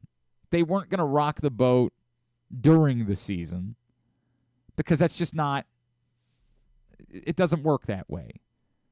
They needed to learn, hey, here's how things work. Hey, here's where the bodies are buried. You know what I mean? Like, But that's the way it goes. Like, we got to come in and oversee this for a little while and learn some things. Now that the season's over, what changes on any level? The baseball level, the marketing level, the sales level, the events level, any of those levels. What might change? Because now that they've gotten their feet wet, now that they've been in here for a little while, this is a group of business people that have had an awful lot of success doing things. Where do they see themselves putting their stamp on the Baltimore Orioles? I think some of those things will be more business related. But the two big questions, could someone from that group, whether it's David Rubenstein himself or Mike Arrighetti, who a lot of people seem to think is not, I don't want to say more involved, but pretty involved. And the long term, I guess. Well, yeah, it looks like he's going to be the control person of the Baltimore Orioles at some point in the future because he's, 20 years younger than David Rubenstein is. But do they either A, have an opinion about the front office, the leadership on the field, the manager, the coaching staff, or payroll? And if they have thoughts about what that looks like and what they want to see this team go out and do, how does that influence decisions that Mike Elias makes? You would think that would have been communicated before the trade deadline. If Mike Elias was not willing to trade the young players and was willing to trade the veterans, you would think he did that knowing what the expectations might be from ownership moving forward. But could that change? Don't know. Don't have the answer. All right. It's always a good day when you get to talk to. I don't care what's going on. I don't care if the Orioles scored one run in 2 playoff games. You get to talk to Kevin Harlan. That day is a good day. And I got the chance to do this a little bit earlier, but you get to hear it right now, and it's Kevin Harlan. So let's do that on Glenn Clark Radio. Well, it's always a good day when I know I'm talking to our next guest. And, of course, I believe by law now, the rule is that when the Baltimore Ravens play in Cincinnati, the NFL has dictated this man must be on the call. He, of course, is the great Kevin Harlan from CBS, and he is back with us now here on GCR. Kevin, it's Glenn. It's been far too long. Thank you for taking the time for us. Good to hear your voice, Glenn. Thanks for the invitation. Great to be on. And I don't know why I get these Baltimore-Cincy games, but I'm glad I do. Too good. I still think the best is yet to come for Cincinnati, and I think we saw the real identity of the Ravens this past Sunday night. So I'm looking forward to it as they both kind of hit the quarter mark of the season with the games this weekend. I want to talk about it, but I've got to start because we have not talked since this video that CBS did with you before the season, where they had you sit down and they played like a small clip of each call and asked if you remembered it. And we ignored the Greg Camarillo one. We try to pretend like that never happened here in Baltimore. That was tough. Yeah, that was tough. But I've got to tell you, Kevin, you did not recognize the immediately. I played it for 8 people at the radio station, and every single one of them immediately recognized it. That's how iconic your call of the He is Houdini touchdown run is in this city, and I hope you know that. We actually used the clip as a rejoiner on the radio station. True. Well, how great to know. Thank you. I'm flattered. It was one of those moments, clearly, that when it happens, you don't know what's coming out. You just react, and that's what I did. But he's such an incredible athlete that I guess everything, every move, every time he takes a snap, you're just amazed at how he comes up with what he comes up with. And now I've said, and I don't know if that was from an NBA game or a college basketball game or whatever. So I say, around the house. Like, look at my wife's meal. Oh, wow, what a great dish of spaghetti. So, that's tremendous. I'm used to that. But anyway, I'm glad to know that about Lamar, and that play was very, very special for sure. Oh, no question about it. We will never forget that one. Kevin, you just said something, and I think I not only agree with you, but I'm going to take a step further than that, and you might not be willing to go there. I don't want to seem like I'm dismissive of the Steelers, who they earned their 3-0 start to the season, and their defense is really good. But I do a regular hit. I know you're a I do a regular hit. My friend Seren Petro down in Kansas City. Right. And Seren said to me after week 3, how do you think the division shakes up? And I said, Seren, if I'm being completely honest with you, I still think it comes down to the Ravens and the Bengals. Like, I just think that when we're talking about Lamar Jackson and Joe Burrow, it's only going to be a matter of time before these guys get it figured out. And I'm not trying to project that after 1 week that I'm proven correct. There's still a long way to go, and I know the Steelers are a factor. But as bad as a start as it was for the Bengals, that's still Joe Burrow. They've gotten off to bad starts before, and they've been in the mix. To me, I really do in my heart of hearts believe that the division will ultimately be decided by these two teams, despite where they find themselves right now. I'm in full agreement. I love what they've done in Pittsburgh, and it's been stunning how they've taken this quarterback Fields, who was not wanted in Chicago, and have gotten Arthur Smith's fingerprints on the way they play, and they've designed an offense that works for him and them. And their defense clearly is always there, and I've enjoyed Pittsburgh's start. But the wherewithal is what dictates a long season. And to me, it feels like the Ravens are now what we thought they would be.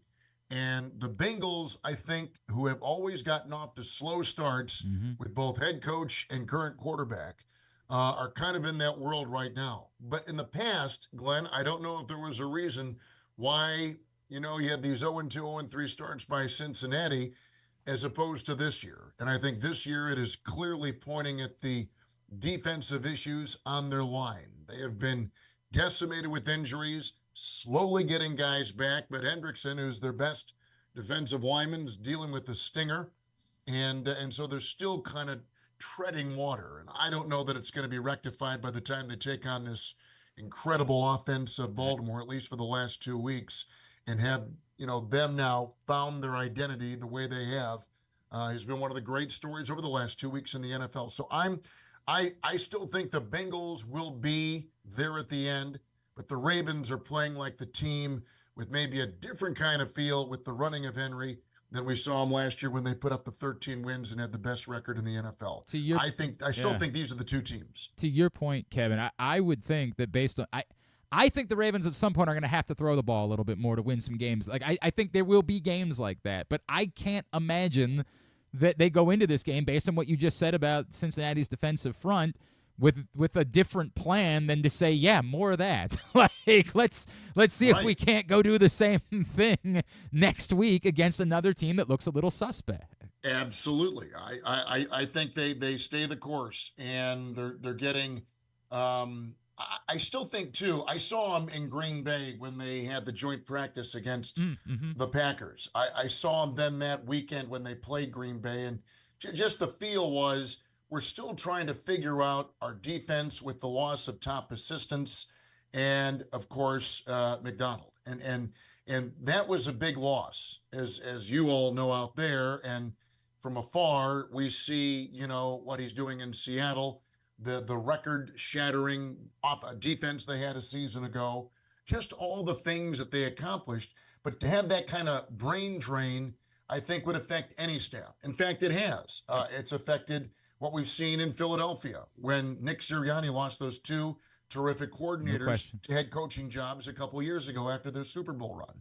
So I don't think, and Glenn, you survey the league like I do, coaching has never been more appreciated than right now. You look no further than what you're trying to do in Baltimore with the Ravens and losing McDonald. You look at what Matt LaFleur has done in Green Bay, what Kevin O'Connell has done in Minnesota. You lose good coaches, or you lean on good coaching. It makes a difference, and we continue to see it here through the first month of the year. He is the great Kevin Harlan. He will be on the call Sunday for CBS, Ravens-Bengals, 1 o'clock. Kevin, with that said, I know the affinity. You and I have had many a conversation about John Harbaugh over the years. I know that when I just say that name, you get a smile on your face. I do. I do. It was confusing. Obviously, the Ravens had a tough start to the season. Look, the Bengals game, it came down to a toe, right? Like, that's going to happen against the best team in the NFL. Sorry, the Chiefs game, I meant to say, not the Bengals game. Yes. Then the Raiders game was really confusing. And then even the game they won against the Cowboys, it really got away from them in the second half. And everybody points out, hey, the Ravens have blown more fourth-quarter leads in the last few years than any team in football. And the easy thing to say back is, well, you got to have fourth-quarter leads in order to be able to do that, right? Like that, it is a measurement in a way of the quality of the team that they're in that position. But I don't know what to make of it and how to talk about it. And it is something, even in the third quarter on Sunday night, the Bills get an amazing play from Josh Allen. They score a touchdown, and, the Ravens go 3 and out, and there's this feeling around the stadium like, oh, boy, is it happening again, right? I don't know what you do to shake that. I don't know if you just – I don't know how we talk about it even appropriately, and I know it's going to come up on the broadcast if the Ravens have a lead in the second half on Sunday. Well, and it's fact. You can't deny it, and it is part of their DNA right now for this season. And I think in the Dallas game, first of all, the coaching is so evident early on when they build these leads and take command of a game. And it's incumbent on the team they're playing then, right, to make the move and adjustment. And then it's the counter adjustment by the Ravens, who have gone on to win these 2 games, holding off the comeback of Dallas, which, by the way, that game for them was gigantic in wake of their loss the previous week. They needed that game, and you knew they were not going to lay down. They just not the way a Mike McCarthy team is. So to do that on the road in that building was sensational. To build the lead, hold on to it, fend off the 19 points or whatever it was that the Cowboys showed in that second half to come back and make it a game, still speaks volumes. It is hard. You know this, Glenn. It is hard to win in this league. The Raider game, that is kind of inexplicable. I don't know that they know, but I think that led to the moves they made to lean on some other aspects of the team and bring Henry into it. Now, we did the game in Kansas City. They played well, and again, adjusting to different voices on defense, figuring out how Henry's going to work. And if you compare what their offense did in that opening game that Thursday at Arrowhead and what they did the past weekend against Buffalo and the game before that against Dallas, clearly there's been a shift. I think it's great coaching when you see what you have, how it can be used, and mold it around your established pieces like they're trying to do with Lamar. And again, Derrick Henry's special too. Kevin, he's one of one. He's one of one. It really does. I'm sure you've talked to him a million times. I had never stood next to Derrick Henry until over the summer, right? And you just, I don't even know what I'm looking at. Like, what is this? Is he an offensive lineman? Is he a tight end? Right? He's between the two. He has. That's what we think when we see LeBron James in the NBA, Glenn, because there's never been a player with his skill set that size. And to see the durability of Henry, to see his effectiveness at, what is he, 30 years old? Yep. And playing in back of an untested line, right? We haven't even talked about the line, how they had to get replacing those starters on the offensive line. I just think for the first month, with starters not playing and the lack of touches you've got with these players during the offseason, contact in pads, like all this stuff adds up. And it's made September so volatile. Just ask the guys out in Vegas how volatile the month of September has been. I think now we begin to get our footing as fans and as reporters of this league in the month of October. You become what you really are in this month. And then you spend the month of October and November trying to become what you want to be. But you are what you are, I think, in the middle stages of October, and that's where we kind of find ourselves beginning this week. You bring up that offensive line, Kevin. I think that's an interesting point because, yes, combined with the preseason, and some the new guys along the offensive line did play in the preseason for the Ravens. Ronnie Stanley, Tyler Linderbaum didn't. But was it in your mind, did you think, that's probably going to take 3-4 weeks before it's just I'm sorry, I know I'm all over the place, Kevin. I'm talking to a professional. No. That's the basis of the NFL, right? I mean, there's so many things to talk about. But when you talk about trying to replace those starters in the interior coming into the league, right, into the season, that was the big thing. How is that gonna? Yeah. How are they gonna handle that with new guys and the loss of some big names? Well, and it's interesting because everyone I talked to around the league, I mean, guys that came on the show, folks that I was just texting with, that I'm friends with, around everybody that I brought it up to, like, hey, shouldn't we be more concerned that the Ravens are replacing 60% of their starting offensive line with inexperienced players? I swear, 80% of the responses I got back was something along the lines of, yeah, but it's the Ravens. Like, that's what they do. They just develop offensive linemen, and they just make it work. And it was a very dismissive response that I largely got back from everybody. Like, nah, it's the Ravens. They'll figure it out.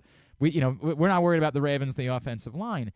And when we watched the first couple of games, I said, yeah, maybe we should have been a bit more concerned about this. But I guess it would make sense that if it's going to start clicking the way that it looked like it was clicking for Roger Rosengarten, the rookie right tackle last week, that it probably would take a few games into the season before they were feeling their way through this, much like it took a couple of weeks for the new defensive coordinator. Right, and we know about the passing of a valued assistant. No question. I mean, there's so much going on, and I just don't think we sometimes appreciate. You're dealing with players and trying to form a roster and dealing with the cap and constantly scouring the waiver wire and bringing kids in on Tuesday to try them out and seeing if there's anything better on the street. I mean, there's just so many moving parts to a team, especially in the month of September. The league and the Players Association has probably gotten themselves into kind of an interesting situation here. There's clearly not enough time in the offseason because the Players Association wants to keep these players away and fresh, and we get all those things. But this is their profession, and their window is very small. And I would think you cannot have enough exposure to the building, to the facility during the offseason, working out. A lot of these players are working out, and I'm getting off on a tangent here, but just something I believe, the more time you can work on getting your quarterback and receivers with off-season practices together, you've just made up so much ground. If they're not going to hit as much and they're not going to practice as much, well, by God, let's give them maybe some more time in the offseason to have those times, and not them just saying, hey, let's go to Miami and visit with Lamar, and we'll fly down there and we'll spend a weekend and we'll practice a little bit on some high school field. You need the supervision of those coaches and the framework of your offense and the things you're trying to accomplish, and seeing things that may only come out of a Tuesday pickup in March with the coach and the players at hand. I just think we're missing some quality football in this first month, and it's not good. I mean, Lions are still trying to feel what they can do and get their chemistry, and that takes more than just 4 games. It takes 6 or 7 games before that line becomes what they can be. And you don't need big names. You just need chemistry and snaps and time and communication. But we don't have those things now that could have been taken care of in the offseason, when I think these players would love to. I think they would like more contact and more time in the building, more time in the facility to do these kinds of things.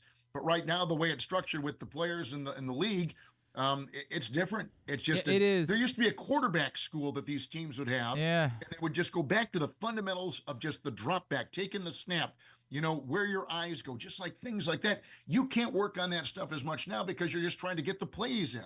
You're trying to form the playbook and the schemes and get everybody on the same page. Those things are lost by not doing more in the offseason. It's fascinating, too, because I know the Players Association was pushing for the idea of, instead of doing OTAs, you have a month-long ramp-up to the start of training camp, right? Like, you almost essentially move OTAs to that time before training camp. And it's not going to be more time, but I do wonder if in some way is that more beneficial, because it does give you actual more time in the lead up to the season to get guys ramped up. I don't know the answer to that, but I wonder if that's something that would be interesting moving forward.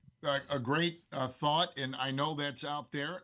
I think this, though, it's kind of like when you're in college or in high school and you're studying for a test, and we all know that the more reps you had looking at that material, if the tests were on Friday and you began over the weekend prior and spent a little time on Sunday and a little time on Monday, that the reps and just all doing things like that led to probably a better score on that test. And I just can't help but think that when you cram too much for these kids into a window, I think it gets lost. And we're even seeing the way that playbooks are now given. They're given on iPads, and it's not the diagram as much as it's the play that they can visually take in. And I think there's an extension of that with more time in the offseason and giving them 3 days in the facility, let's say, then give them the 4 days off and they can go and do whatever they want to do, which they should, rest their bodies, rest their minds, be with family, try to live as normal. But that constant repetition of being in there, going through those plays, running those routes, getting the same timing, and that's not just for receivers and quarterback. That's for the line and the secondary and everybody, all of them. I just can't help but think that wouldn't be more prudent than trying to shove everything, 10 pounds into a 5-pound bag the month leading up to camp or a part of camp, when sometimes, you know what, I there's nice weather here. I'd kind of like, good, come in for 3 days and let's do this since March and not try to do everything in June and into July and then the rigors of a long regular season. You mean to tell me that the plan wasn't to crush up caffeine pills and stick them in your natural lights and stay up until 6 in the morning? I'm looking at the Albert Einstein rules of studying for test here. I'm not seeing that old Albert put that in there as one of his keys. I wish I would have known you back then, Kevin. I wish I would have known too. I wish I would. Kevin Harlan, it is always I saw that CBS protected Ravens Commanders so they could get the Lamar Jaden Daniels matchup. We didn't. Can we demand that you get that as well, because that could be pure magic? That. That's going to be Jim and Tony, and that's a game that they purposefully protected. Yeah, they were, the league would have preferred that game on a Sunday night national stage, and CBS had a chance to protect it, and they did, and I think they were right to do it, and I'm glad they did. That's going to be an exciting one for sure. Kevin, sure will. I think I ask you this every time, and you've always said no. Is there anything that I can plug for you, sir? No. One day. No, just maybe, if we do screw up on a call, if we don't get the right name, that they just have a little bit of grace, and okay. Yes, that we just, coming. What is interesting, and I'll make this short, but and the business, but we it's incumbent on us, and this is our job, so we don't complain about it, but it is incumbent on us to jump into that broadcast booth the week of a game, getting ready and knowing everything that all your fans, you included, all your beat writers and all the sports reporters in that terrific area. To talk about things that they've been talking about, not only all off season, but since the beginning of camp. And so to jump in for 1 week and pick all that up is the challenge. That becomes the biggest challenge for us in broadcasting. It's not necessarily the game itself, is that have I gotten enough information that I know the stories of why this guy is here and why that guy's not playing. And that becomes our challenge. And we all welcome it. But right now, the overload of information that comes our way, the biggest question is, and you probably have this too, Glenn, is what stuff do I take in? Yep. What stuff do I really adhere to? And what stuff just is not going to matter, even though, it'd be great, but we can't get it in. That's a great point. The stuff that you leave on the cutting room floor during the course, I can only imagine how much. Well, you too. You're loaded every afternoon when you come on here, and it's just part of the business now. But we love it. We love the challenge of it. We love the challenge of trying to be great at it, and that's a challenge I think we all will embrace. I hope that one day when I ask that question, you'll tell me, buy tickets to the Kevin Harlan Holiday Spectacular coming up. I hope that day will come. Kevin, truly, it is overwhelming to me that you have been this kind over the years, and I never take it for granted, my friend. Thank you for doing this, as always, and look forward to hearing your voice this Sunday afternoon. Thank you, Glenn. Always a pleasure. Always an honor to be on with you. It's our privilege, and we thank you very much. I look forward to the next time we talk. The legend himself, Kevin Harlan, on the call for Sunday's game. And you heard him there. He tips us off that we'll get the first Jim Nantz, Tony Romo game of the season next week when the Ravens take on the Commanders, which was a 1 o'clock game. So it's not the national 4:25 game, but still CBS would not give it up as NBC wanted it. And so instead, as a nation, we get a game that I think everybody is just almost equally as excited about for next Sunday night. Like, I don't really know why we'd even be bummed about it. Like, it's not Ravens Commanders. Like, I get that, but And we get to go to bed at a normal time. Who could be angry about Bengals-Giants? I mean, that's just as exciting, particularly if the Bengals were to fall to 1-4. Ooh. Which we hope is so the that case. was what the game was heading into the season? Yes, the game is Bengals-Giants. And Okay, so NBC, New York, okay, I NBC guess. tried to Bengals flag. good. Yeah, Joe Burrow Bengals and the New allegedly York good. market is what. This is eternally the problem that these networks have is they always default to the New York market, no matter how. Ugh, we get the Giants Sunday night, the unwatchable. Jets on Monday Yeah, this night. is they always. Oh, and the Jets are Sunday night. I guess the Jets might be good. Okay. The Jets. We also Maybe. get the Steelers in 2 of the next 3 weeks on Sunday night. Like it's just wreck. Now NBC might very well attempt to flex others of these games, but they did attempt to flex out of this game. They tried, and CBS said nope. Do you think the coach, like I guess so what, Dable or Zach Taylor will go in and be like, they wanted us off of prime time? Maybe they'll try to use that. Let's show them. I don't know how much of a this difference. is that we're the best team. Yeah, I don't think it's going to make much of a difference if Brian Dable tries to do that. I just don't think it's going to change anything about their circumstances. The 1-4 Bengals and the 1-4 Giants. But yeah, like does Zach Taylor try to do that this week ahead of they wanted them over us? Yeah, I mean if I was Zach Taylor, I would at least try it, right? Week, yeah. Like, why not try it? Who knows if it works or not? All right, we need to make some picks for the week. Picks are brought to you by the print issue of Press Box, which is still available for free at your neighborhood Royal Farms, any of the hundreds of locations around town where you find Press Box. You can read it all at PressBoxOnline.com. Bo Smolka's got a great cover story about Kyle Hamilton.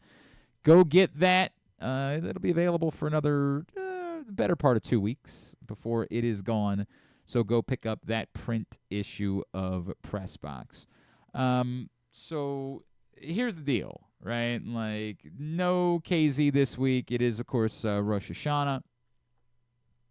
And happy Rosh Hashanah. Yeah, 100% happy Rosh Hashanah to everyone who's celebrating. So we're going to do picks, and I'm going to hope to do it a little bit quicker, but I'm going to tell you that I have a completely different strategy for this week. Oh, you're switching things up. And the reason why I have a completely different things up? What happened? is because I'm 15-27 on the year. 15-27 on the year. I'm currently 8 games back. Now, I'm only 3 games back of getting out of the, and I'm tied with John Proctor for the bottom of the table.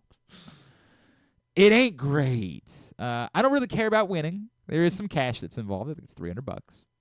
Has everybody paid? Who needs to pay? No. You want me to start calling everybody out by name? Yes, by name. All right, let's start with Paul Valley. Paul Valley. Waiting on you. KZ already told me that he'd pay when he's good and ready, but he has not paid. He's not good and ready, apparently. So Proctor KZ? has not paid. Proctor. Shell hasn't paid. Ryan Shell. And Joe Serpico has. Joe Serpico. Let's get on it. Yeah. Let's get on it. We'll send a text. We'll do it. Don't let him get. Well, the rule was always like if you got to the halfway point of the season, then you couldn't win the money anymore.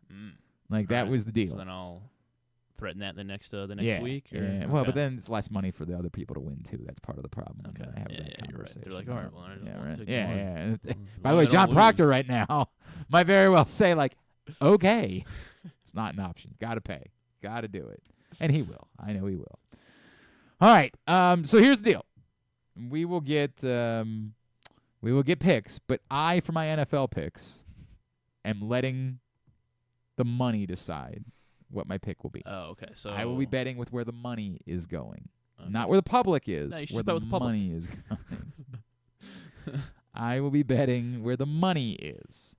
I didn't do that for my college picks because I don't know why. I just only looked up the NFL ones and I was like, oh crap! I was supposed to. We got 3 college games as well, and it's the week where I mean, my God, this is just a graveyard for college football matchups. Who's Towson playing this week? They got William and Mary, and as we've always said, it's always harder to have to face both. It's not easy. It's unfair, frankly.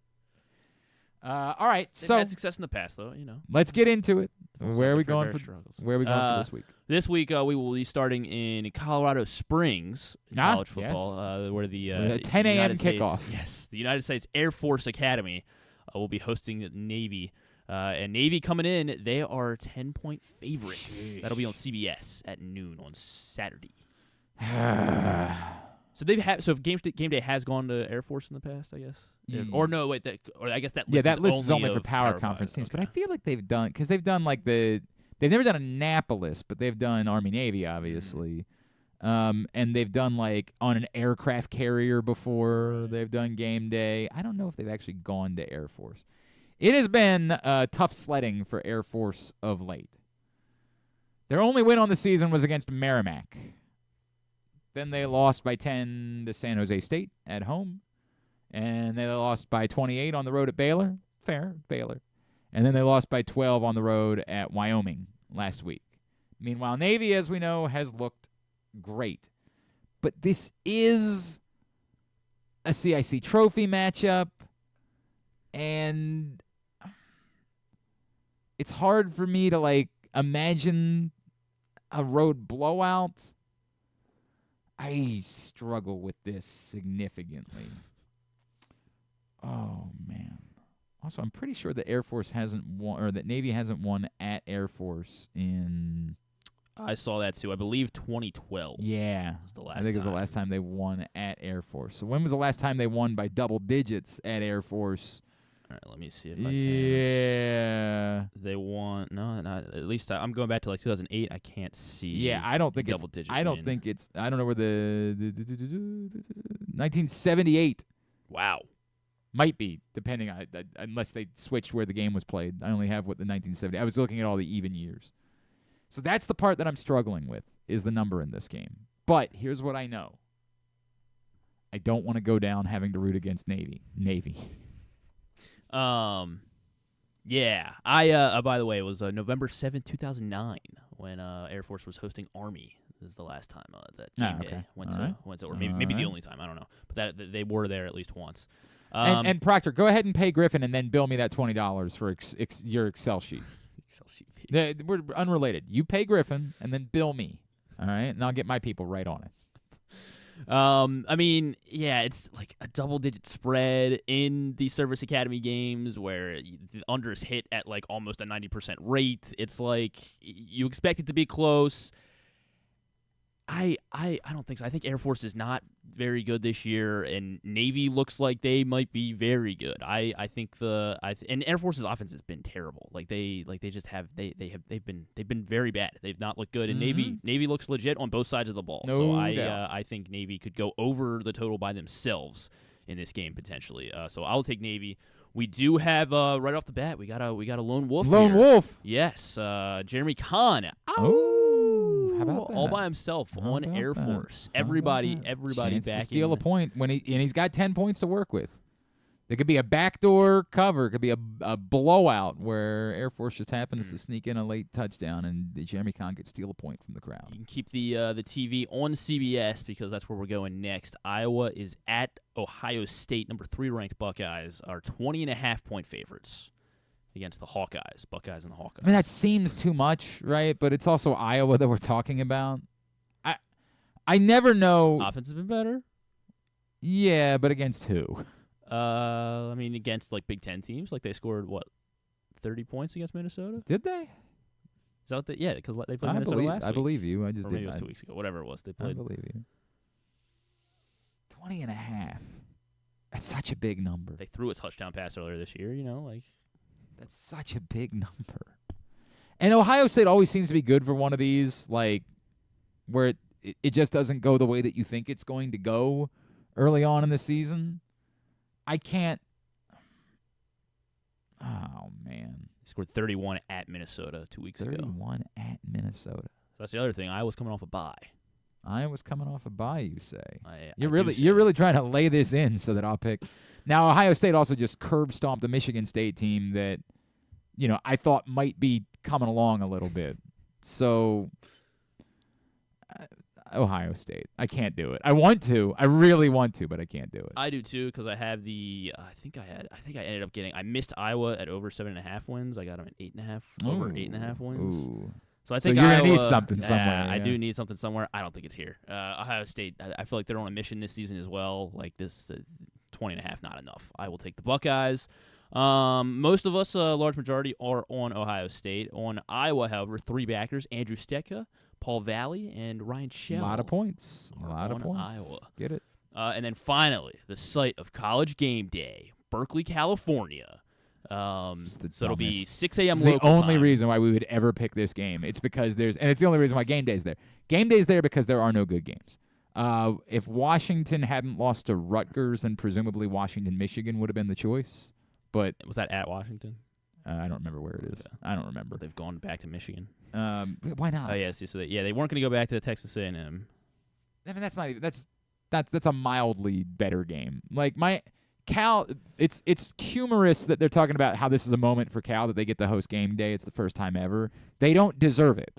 Like anybody could host game day if you're willing to go to a game that doesn't deserve to be a host. You could make. Stevenson can host game day next week if you just want to. Who they got? I don't know who they have next week. They don't have a home game until the 19th, so it is at Washington, something like that. Whatever that's worth, but so it's gonna be a 6 a.m. Yeah, but Washington lost to Rutgers, so it's what it is. Maybe they should have gone to Nebraska then. Yeah, to your point, Rutgers is playing Nebraska. Yeah, maybe. Look, man, here's where I'm at with this game. Cal, what's the spread? Remind me. It is. Oh, I didn't say it. Miami -10. Yeah, number 8. Yeah. By the way. Cal lost to Florida State. They lost to DJ Uyunglele, who just got benched. No way, no how, no chance. Miami. Yeah, I mean, like, I'm 100% with you. Well, I guess I'm not 100% with you because I'm going to pick Cal here. What? They lost to Florida State. I know. That's like losing to Maryland anymore. It's just it's worse. This is the weirdness of these new conferences now. Like, Miami's going for a conference game. Yeah, that would affect me more if it was a West Coast team playing at 9 a.m. These are college kids. 10 p.m. is like the middle of the day for them. I don't know, but Miami still hasn't like played anyone. Like, they should have lost to Virginia Tech last week. And when you say they should have, you're not doing a touchdown. Yeah, it sure as F was not a touchdown. They ruled it a touchdown. The lengths that we're going, that's the argument that people are trying to make is, I don't think it was overwhelming enough to overturn it. Everyone with the brain can see that replay and know damn well that ball hit a player that was out of bounds before it was fully caught. It was not a touchdown. And the idea that you're supposed to default to, well, but it was close and they ruled it a touchdown on the field. If you have a functioning brain, you know that was not a touchdown. My God. I don't know a whole lot about Cal. Now, it was still close, and it's still a statement. Yes, and I guess that's really the only limb I'm going out on. And it's just weird that this is an ACC game. No, that part I agree, but I don't. And Miami's going to Cal, so I'm gonna take. And they had a bye as well last week, so they've had 2 weeks to stew on that. Losing to one of the worst teams in FBS, Florida State. I think they can try to keep this within double digits. Hopefully. We'll see. I don't feel a whole great about it, but I'm on the Golden Bears. Andrew Stecca is on Cal. Jeremy Kahn is on Cal. Kyle Ottenheimer and Paul Valley also on Cal. So everybody else on Miami. Now to the NFL. All right, now no longer my picks. Okay. Whatever the money says, and I tried not to look at it. I tried to say I want. I can't wait till we get to the point where you got a coin and you're just gonna flip it right here. If this keeps going this way, Griffin. Tampa at Atlanta tonight. The Falcons are 1.5-point favorites on Prime Video. We got a potentially good Thursday night. 72% of the public is on Tampa. 82% of the money is also on Tampa. Tampa Bay. I don't know why, but Tampa Bay is the pick for me. Okay. You don't know why. It's not my... this feels like I'm trying to make sense of it now. So now I actually feel like the idiot trying to make sense of these games. But I don't know. They've won. The Falcons have won 2 games by combined 3 points. That is true. So I bet them to cover 2 last week. Yeah, exactly. And I lost. Or yes. 2.5, I guess. Or, I lost. Yeah, whatever. Yeah. Yes, exactly. 2.5. So I don't feel good about the Falcons. Yeah. I think the Bucs are a good team, and they're catching points here. So. Not many. Yeah, not many, but they are getting points here, so I will take the Buccaneers. On the Falcons are Jeremy Kahn, Joe Serpico, John in Little Rock, and Ken Zales, as well as Kyle Ottenheimer on the Atlanta Falcons. Jeremy, of course, betting against. When I give that first number, that what the public is doing, that's what Jeremy Kahn is betting against. Then we go to London Sunday morning at Tottenham Hotspur Stadium. New York Jets and the Minnesota Vikings, and the Vikings are 2.5-point favorites. 82% of the public is on Minnesota. Unsurprisingly, right? They're 4-0 on the season. 80% of the money is on the Jets. Oh, really? Which is wild. Jets. I don't like it, but the Jets. I'm gonna agree with you. I think Aaron Rodgers is gonna be pissed. Losing 10-9 at home to the Broncos, and the Vikings almost. They almost. I guess it wasn't a collapse, but they did almost blow it close, against Green Bay. So Green Bay's good for what it's worth. Yeah, they're good too, but. I'm not sure how for real Minnesota is yet, and I think Devontae Adams is going to tweet something weird too. Heading into the weekend, and then Jets are going to win, and then it's going to be Jets are going to win. I think Jets might win outright. All right. So I will take the New York Jets. On the Vikings will be James Revere is on the Vikings. John in Little Rock, John Proctor, Ken Zales, and Ryan Shell on Minnesota. To the 1 p.m. slate, Buffalo at Houston. Big game. The Bills. Stephon Diggs Bowl. Bills -1 going into Houston. This one was very interesting to me. 54% of the public on the Texans.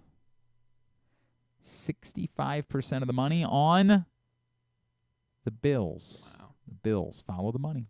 Bills. Well, now I've matched you all 3 picks. I'm going to be on Buffalo too. I think you have to be able to defend. You have to be able to run the ball against the Bills. Like I think they've been defending the pass pretty well. And is Joe Mixon back this week? Potentially. That would change a lot of things. That will go a long way. Yeah. But I think Houston might still be a little too one-dimensional right now, and until I see otherwise. And the Bills, I very much believe in as still being a very good team, despite what happened here on Sunday night. So I will take the Buffalo Bills as well. By the way, John makes a good point that it could have been Arkansas for game day if Arkansas hadn't lost to Texas A&M. Yeah, I mean, game day kind of got screwed here.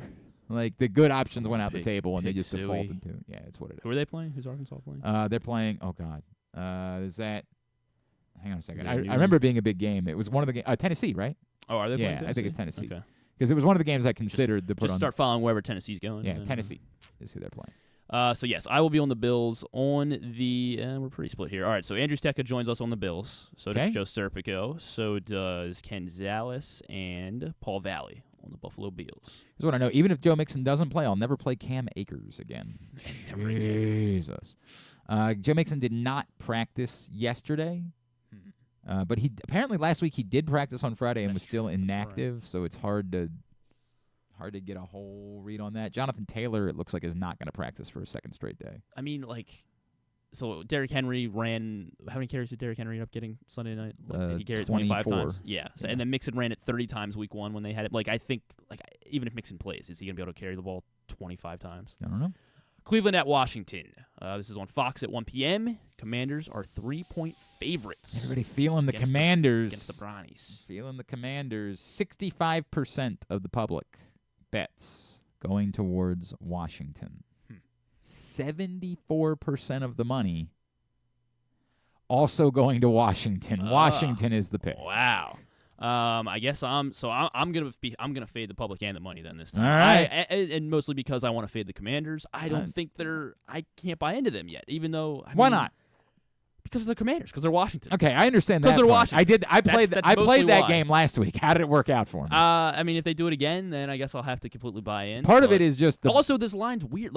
The Commanders they're 3-1. Yeah, right? they just put a 40 on the road. They should be more than 3. It should be more than 3. This is stinky. It's a little stinky to me. So I'm in the minority here. I'm on the Browns. Jeremy Kahn is on the Browns. That's unlike Jeremy Kahn. As is Kyle Ottenheimer. We're the only 3 on the Cleveland Browns. Then to Sunday Night Football, Dallas at Pittsburgh. Steelers are 2.5-point favorites against the Cowboys. This is a Sunday Night Football game. This is what we get. It's a banger. Sunday Night Football. 81% of the bettors are on the Dallas Cowboys. 85% of the money on the Dallas Cowboys. Give me the Dallas Cowboys. I kind of similar, I guess, to the Commanders. I'm not ready to buy into the Cowboys, I guess, being I don't know. I think the Steelers at home. They're coming off a loss. They should turn around. I think it'll be low scoring, and I think that favors the Steelers. The Steelers. It favors the Steelers. A low scoring game does.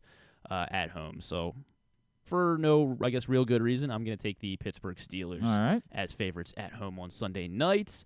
And we're pretty split on this. Joining me on the Steelers is James Revere. Jeremy Kahn is on the Pittsburgh Steelers. John in Little Rock is on the Pittsburgh Steelers. Ken Zales and Kyle Ottenheimer also on the Steelers. All right, and one more. Finally, to Cincinnati, Baltimore Ravens at the Bengals. And the Ravens are 2.5-point favorites going into Cincinnati.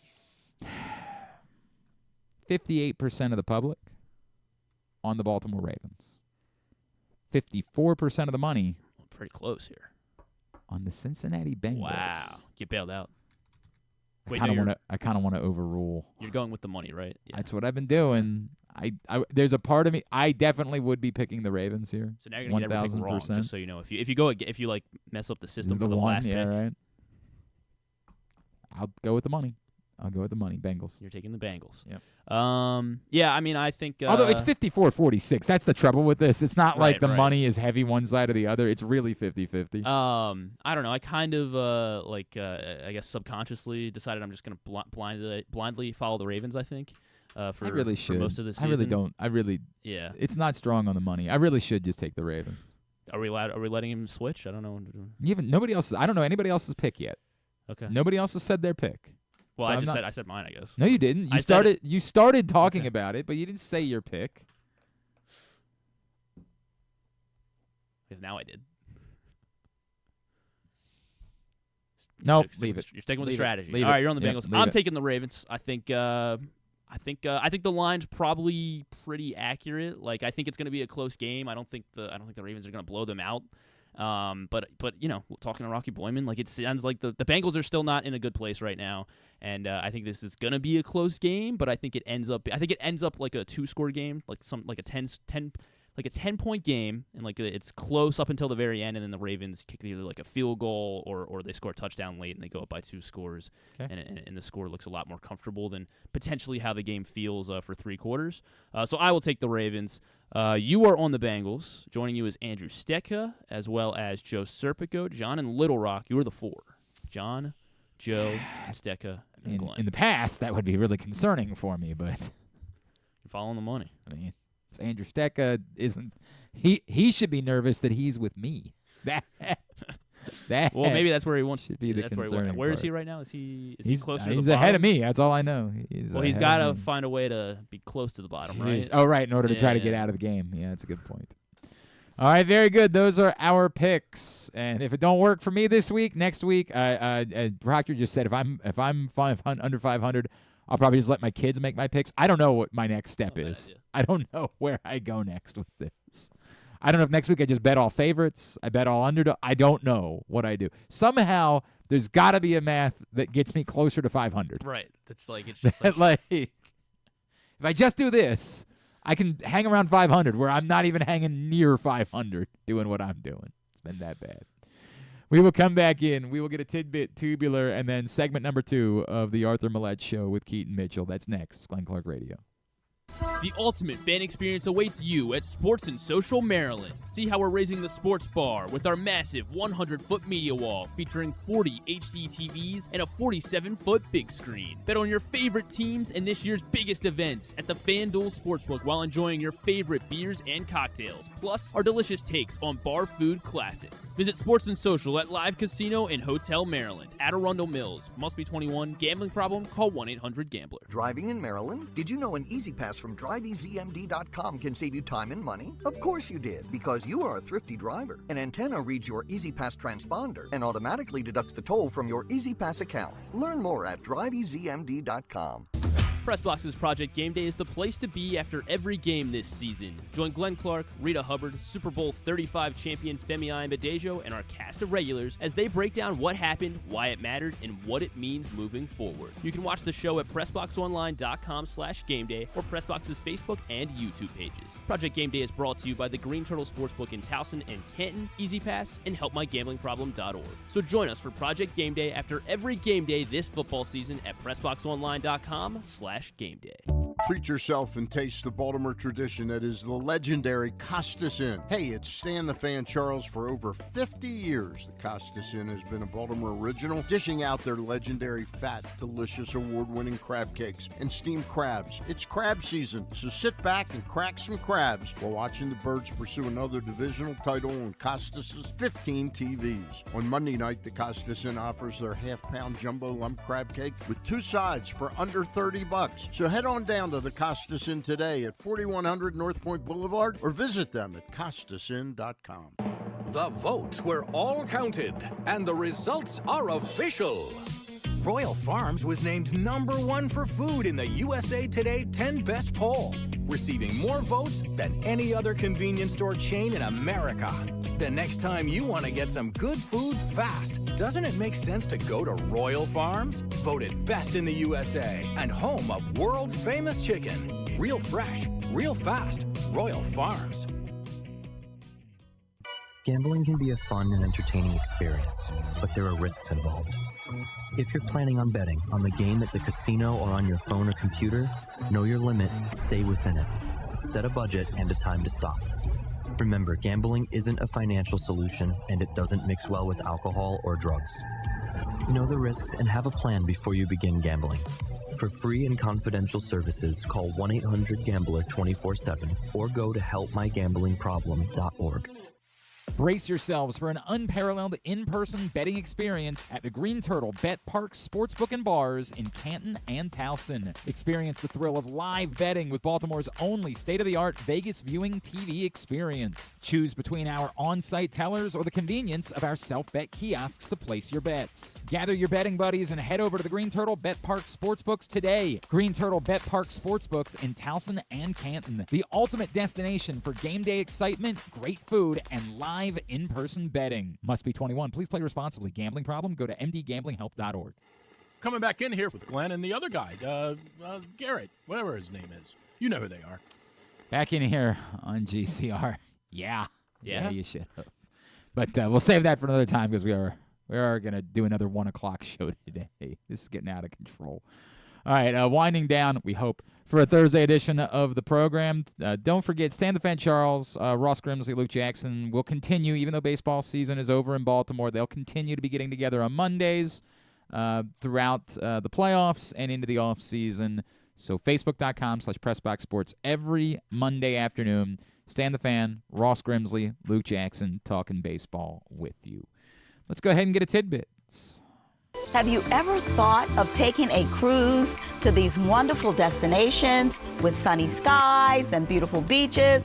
Well, wait no longer. We're ready for you to cruise from the Cruise Maryland Terminal. Have a little phrase that you can go from baggage to margarita in about 15 minutes. Choose fun with an array of destinations, onboard activities, entertainment, and world-class cuisine. Contact your travel agent and book your cruise today. Let your adventure begin. All right, so what you got? Okay. There we go. Okay. Let's see. I thought I had a decent one. I guess not. Bobby Witt. He's pretty good. Yeah, is he? That we do know. Thanks for the reminder. Royals, by the way, first team in MLB history to lose 100 games in one season. You're not going to like this one because it has to do with the Wild Card Series. But first team to lose 100 games in one season. Care. And then win a playoff series a year later. Hey. Do you still count that? I mean, whatever. It's not worth it. Not worth Thought it. I could get you going, maybe.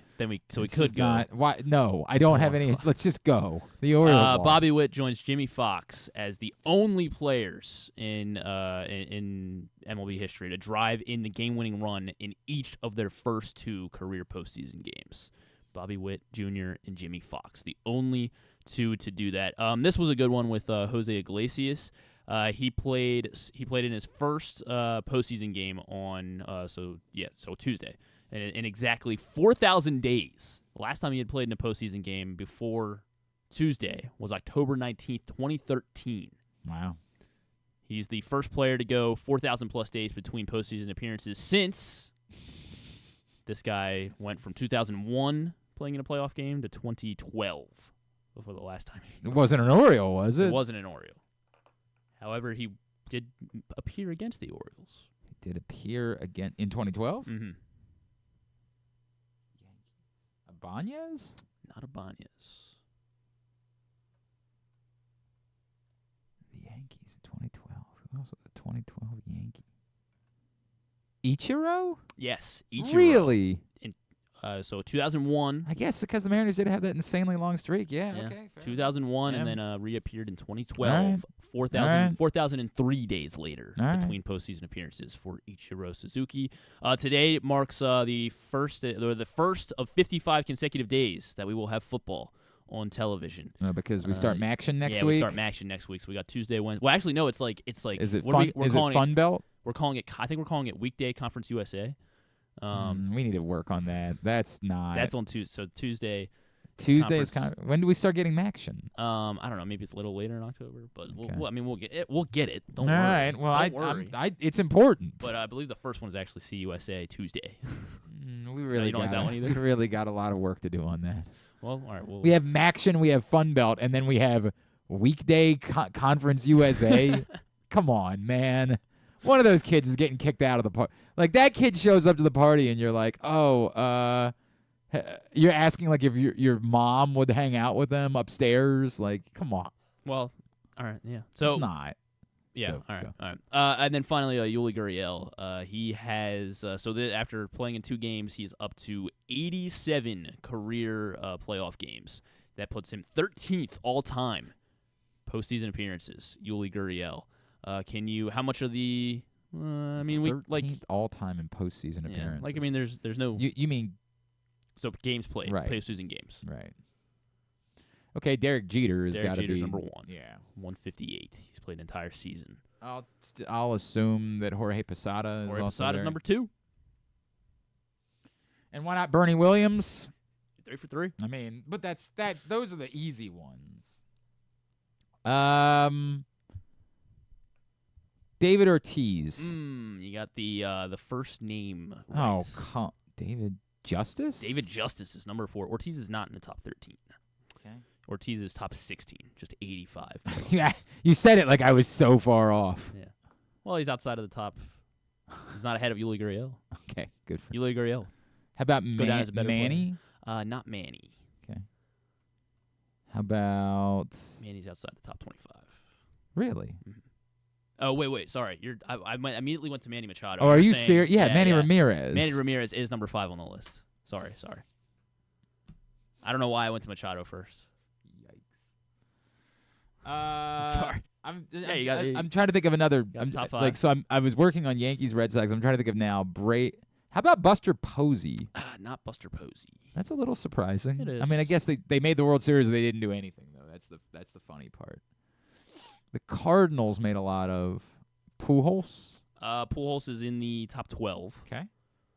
So 88. He's so Yuli Gurriel will tie Albert Pujols and surpass. How if he plays the next couple about games for the Royals? How about Yachty? Yadier Molina is has 104. Any more Cardinals? No. Okay. There any more Yankees? No. I mean, I don't know. Everybody was a Yankee at one point, weren't they? I mean, any more No. Yankees for more than like a couple of seasons? No. Okay. How about are there any more Red Sox? This guy did have 1 season as a Yankee. Yeah, there is more. Somebody had 1 season as a Yankee? There are how many Red Sox we got here? Well, I can't get it from 1 season as a Yankee. Any more Red Sox? Oh, sorry, there's one more. So there's one more Yankee. The other guy ignored. There is one more Yankee. One more Yankee. Paul O'Neill. Not Paul O'Neill. He is high up there, though. Chuck Paul O'Neill's Knobloch. 85. Not Knobloch. Tino Martinez. 99 career playoff games for Tino. He's 8th. Okay. Do we say there were Still missing, so no more one Red Sox? No, there is no more Red Sox. Okay. How about Jose Altuve? Jose Altuve is top 6, 104. Okay. You got the 7. Those are the 7 guys with Carlos at least 100 games. Correa. No Correa. Are there any more Astros? I mean, again, that same guy that had 1 year with the Yankees had 1 year with Houston. Most known. Well, I don't know if I'm going to give you the team yet, but there's one more Astro, like legitimate Astro. You're defaulting to whoever this guy is who had 1 year everywhere, I'm trying to and ignoring the. There's another Astro. Yeah, there's another Astro. Bregman. Alex Bregman. Okay. 98. He's top 9. Guess they think he's gonna be gone, huh? Probably. Like he did like a thank you Houston tweet last night and everything. That is crazy, man. What a story the Tigers are. That is bonkers. So are we go Tigers or what are we? No, I'm not go anything. I kind of go Manny. I think I'm a Padres guy the rest of the way. I think I am. Go Jackson Merrill. Go Manny. Yeah, like there's just a little bit there. Ryan Flaherty's not still on the coaching staff, is he? If he is, then I'm definitely. If he's not, it's still Manny. Like Manny, I can't believe I would let my decision be based on Ryan Flaherty. I take it back. I'm a Padres guy. What am I talking about? If he's not a Padre, F the Padre. Yeah, how dare? We're only gonna root for the legends like Ryan Flaherty. He was on the Cubs bench this season. Okay. Yeah. How about? Are there any? God, who am I missing? Are there any more? Oh, apparently, the White Sox potentially looking at Ryan Flaherty. Oh, well, that's. Do we want that? Yeah, I don't think that's not a great. Subject him to that. Are there any Dodgers? No. Okay. Are there any Braves? Yes. There's 2 guys left. So we have a Brave, right? Because we have David Justice and a Cleveland. Andrew Jones. Not Andrew Jones. Oh, Chipper Jones. Okay. Chipper Jones, top 11, 93 postseason games. Cleveland, you say? Mm-hmm. Cleveland, and it's not Manny because we already did that. It's he was a Brave for 1 season as well. So the guy. This is the guy. Yeah, this is the guy. The guy is the guy that had. Oh, he was a Dodger for 1 year as well. He was most known for Cleveland. For Cleveland, but he played a bunch of other places. Mm-hmm. That's not Sandy Alomar, I don't think. Omar Vizquel. No. I was really excited about that. I know. I feel bad for. Yeah, right. I thought I had it because he played other places. Kenny Lofton. Kenny Lofton is the correct answer. Can you name all the teams Kenny Lofton? Not a chance in hell. Patrick Stevens probably could. Not a chance in hell. I can't even count how many are on here. All right, so we had Houston, we had Atlanta. He was a White Sox. He was a Giant. He was a Pirate. He was a Cub.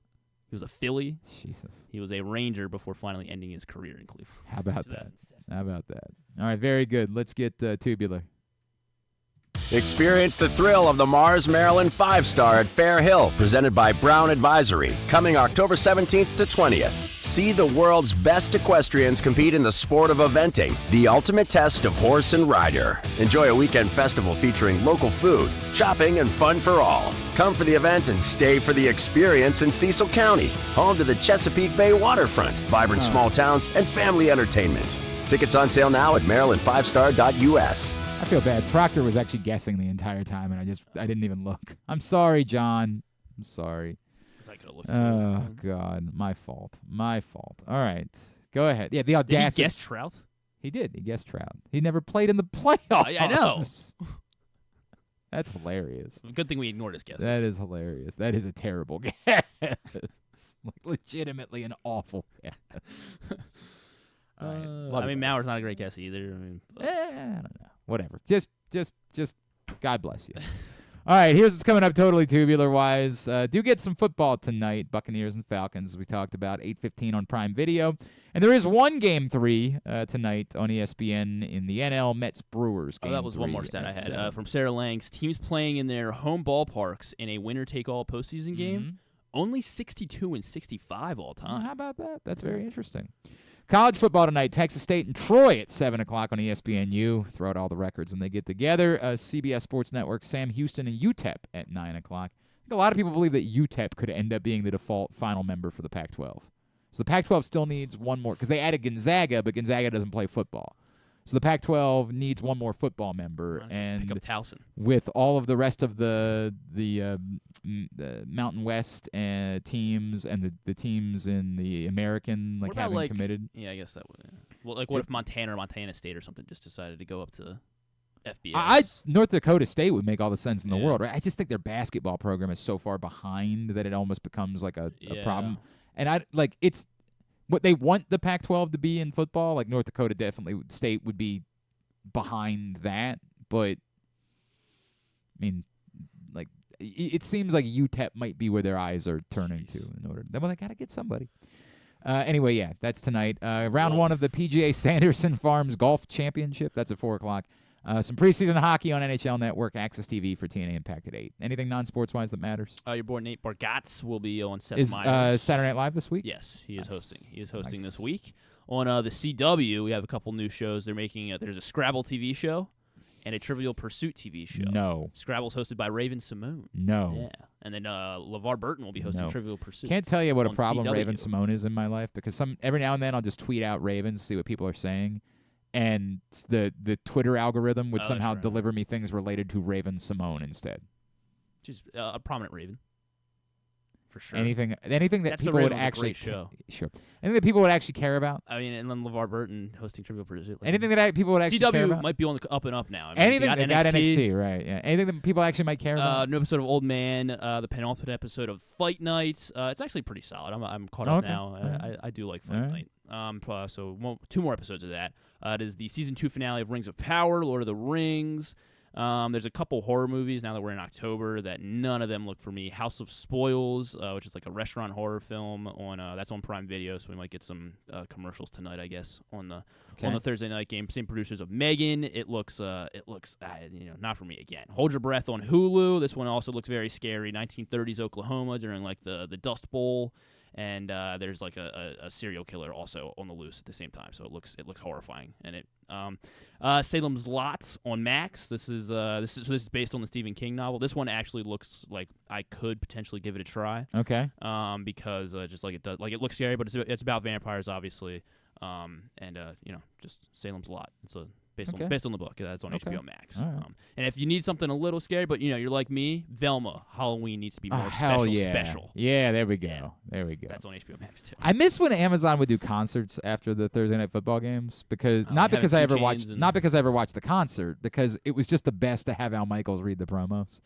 Don't forget later on tonight, Shabuzi live in concert. That's right, Shabuzi. Tonight on Prom. 2 Chainz coming up next. The 2 Chainz one was so good. I miss that so much.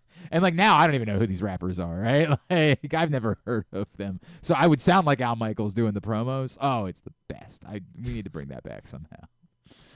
All right. Thanks today to Kevin Harlan. Thanks to Mike Bordick, to Rocky Boiman. We'll get all that up in the greatest hits section of the Here we go. tab at GlennClarkRadio.com. I'm picking the Steelers. What's that? I picked the Steelers, but oh yeah, that's true. All right. Tomorrow Stan will be in. I think we'll try to do like a Orioles report card type of thing with Stan tomorrow. Go over, give everybody grades for the season while he's here. Stuff and things. Yeah, stuff. Oh boy, big stuff and things week. Looking forward to that. Thanks to everybody at Pressbox, all of our great sponsors and partners, including Maryland 5-Star Live Casino and Hotel. Weren't you trying to tell me something about Live Casino and Hotel? I was Griffin? trying to when you cut me off, but it's all right. It's all right because this gives me a great stage right here to tell you that every time that Baltimore's football team or Washington's football team score a touchdown during home games, Live Rewards members will receive $7 in free slot play. So be sure to get out there because Washington is home this Sunday. You have to have your Live Rewards card inserted correctly into the slot machine, any slot machine, and be actively playing in order to receive your prize. But once they score that touchdown, $7 in free slot play at a Live Casino at Arona Mills. Must be 21. Please play responsibly. For help, visit mdgamblinghelp.org or call 1-800-GAMBLER. Also, Cruise, Maryland, Ocean City, Easy Pass, Royal Farms, Green Turtle Bet Park, Sportsbooks in Towson and Canton, HelpMyGamblingProblem.org, the Costa Sin, MSAA, Maritime Magic, the CIAA Tournament, the Baltimore Orioles, your local Toyota dealer, buyatoyota.com. Thanks to Griffin at Griffin_Bass. Follow us, Twitter, Instagram, and TikTok at Glenn Clark Radio. Have a great Thursday evening. Go nobody. Mike Evans is on my fantasy team. Nope, Scored we don't do that. We don't do that. We do the collective. Well, everyone. Duke sucks. We wrap up today's show with segment number 2 of the Arthur Maulet Show featuring Keaton Mitchell from this week out at the Green Turtle in Towson. Back in for segment number 2 of the Arthur Maulet Show, Press Box and 105.7 The Fan. We're live at the Green Turtle in Towson. Rita and Glenn, Arthur Maulet, and Keaton Mitchell.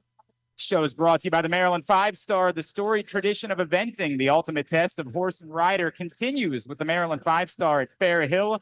October 17th through 20th, visit maryland5star.us with the number 5 for more info and for tickets. Baseball is a popular topic in Baltimore this week, although maybe not at the moment after the Orioles lost 1-0 today. That said, we got a chance. I hope you're right got a about chance. that. I hope you're We're going right. to rally the troops. I hope you're right. We're going to rally the troops, baby. Shout out to the O's, man. Y'all got it, bro. It ain't over. I want to know your background because we didn't talk about that on the first show. Like, were you always football? Did you play baseball ever? Did you play basketball? Like, what was your path to playing football? Wasn't always a football guy. Didn't play that growing up. Played basketball a lot. Thought I was really short. And I would not make a future or help my family financially. So one day this coach named Donald Cox came up to me and said, you would be a great DB because you know how to play defense on a basketball court. Sure. And it translated very well. How quickly did you were you trepidatious about it? Were you? I was cool to trying anything. I wasn't tripping on that. I grew up playing throw 'em up, bust 'em up, and all that. Like I just never played organized football, you know. So I wasn't biased to it. It was funny. I'll tell you a story I never told anyone though. Okay. So so it's my first day playing football, and I got a friend named Corey Hardy. So I get my shoulder pads. This is my junior year of high school. Never touched a shoulder pad. Never put on cleats, never did any of this thing. So I get my shoulder pads, and you know how the shoulder pad has the back flap. I didn't know what this was at the time. So I put my shoulder pads on. But me not knowing, I'm telling Hardy, I'm like, Hardy, how I lock stuff in? I had my back flap to the front. Yeah, get it back with the Yeah, no way. Yeah, you my front of the shoulder pads was in the back. But he fixed my shoulder pads. First play of practice, guess what? Interception. Interception. But guess what? After that, cooked the rest of it. Blur. So no Pop Warner for you. Nah, not at all. Okay. What? No, I was oldest of 5, taking care of my brothers and stuff. Yeah. Okay. But you know, I was still roughing them up in the yard, so it helped. For sure. Keaton, what about you? Yeah. Everybody knows that you're the son of a football player. Obviously. Was it always football for you? Track, really. Track. I played soccer. Basketball. I stopped playing basketball in middle school though. I couldn't shoot, so I had to put that. It was. My family is a sports family. Like my mom played football. Did you always? Nah, real deal. Real deal. Helmet, like shoulder pads. Like she trucking some of people. Like, but yeah. Like if you was a kid and they did the little, the little viral thing that they do now, well, mom, she would have not ran you over. Nah, that you can't. It's Oklahoma. You got to tackle. Nah, don't. When I was little, Oklahoma. Don't deflect the question. When I was little, deflect. Oklahoma. No, I'm not running nobody over. I'm not running nobody over in Oklahoma. It's all good. So I know what really would have happened. Jealous that they do that. They're doing this viral thing now because I ain't gonna tell my age, but I am old, right? And my son is old. I'm like, well, why didn't I? My son over in the old. All that you can still do it. You can still do it. No, I can't do it now. Yeah, you can. My son is damn near 17. I can't You can do it now. But he's not allowed to do it. That's the thing. He's not allowed to do anything about it. Right. He just got to. Like, we should make this a bit. I would actually like to have this happen. He would do it just to be nice, but I would have liked to have done it and really felt like had a chance. Yeah. I can respect that. All right, so I remember Keaton, Reed and I had a conversation with your father on Father's Day. Yeah. And he was going on to us about how cool it was to him that Derrick Henry was coming to Baltimore. Yeah. And he was like, dude, all I've been telling Keaton is, bro, you are going to get to soak this up every day. Yeah. And I know you haven't been able to be on the field yet with him, but like just being around that dude every day, what has that meant to you? What has that done for you? It mean a lot, man. And we locked in for real. So being locked in with Derrick Henry, one of the best running backs to ever be in the NFL, sit in the same meeting room as him, it's just a dream come true. I take it in every day. It was OTAs, we was at practice, and I was just watching, but I wasn't really like looking at the play. Like I was just watching, like random practice, just watching. He came up to me here like, what you see? Like, I'm trying to make sure I hit the right hole, you know what I'm saying? So And I was like, dang, I wasn't even paying attention, bro. And from that day on, I be watching film, letting him know what I see. He let me know what I see. So like when I come back, we on the same page. And yeah, it's a blessing, man. That's a different dude. The way he take care of his body. Yo, how does he eat like that? Bro, you walk in a facility, he eats straight spinach. No dressing. Wait. No. Is it sauteed? Toppings. Is it sauteed? Oh, nothing. All straight Like raw. Straight spinach. Like a rat? That boy's Popeye. Straight That boy's Popeye the spinach. Sailor Man. Spinach and avocado. Spinach and avocado. Yeah. That are kind of Nothing. No topping. No ranch. No Italian. No dressing, flavor. No flavor. No No salt. No. No. Nothing. I'm not even saying this jokingly. Are we sure he's not like a psychopath? Are we sure? Nah, he's very disciplined. Yeah, facts. He's so disciplined, Facts. though.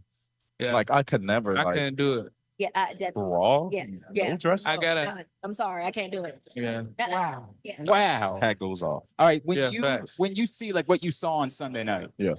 do you have any moment where you're like, bro, I'm watching like LeBron in his prime. I'm watching truly one of the greatest to ever do it as they're doing it. Like do you have a moment like that when you're watching him?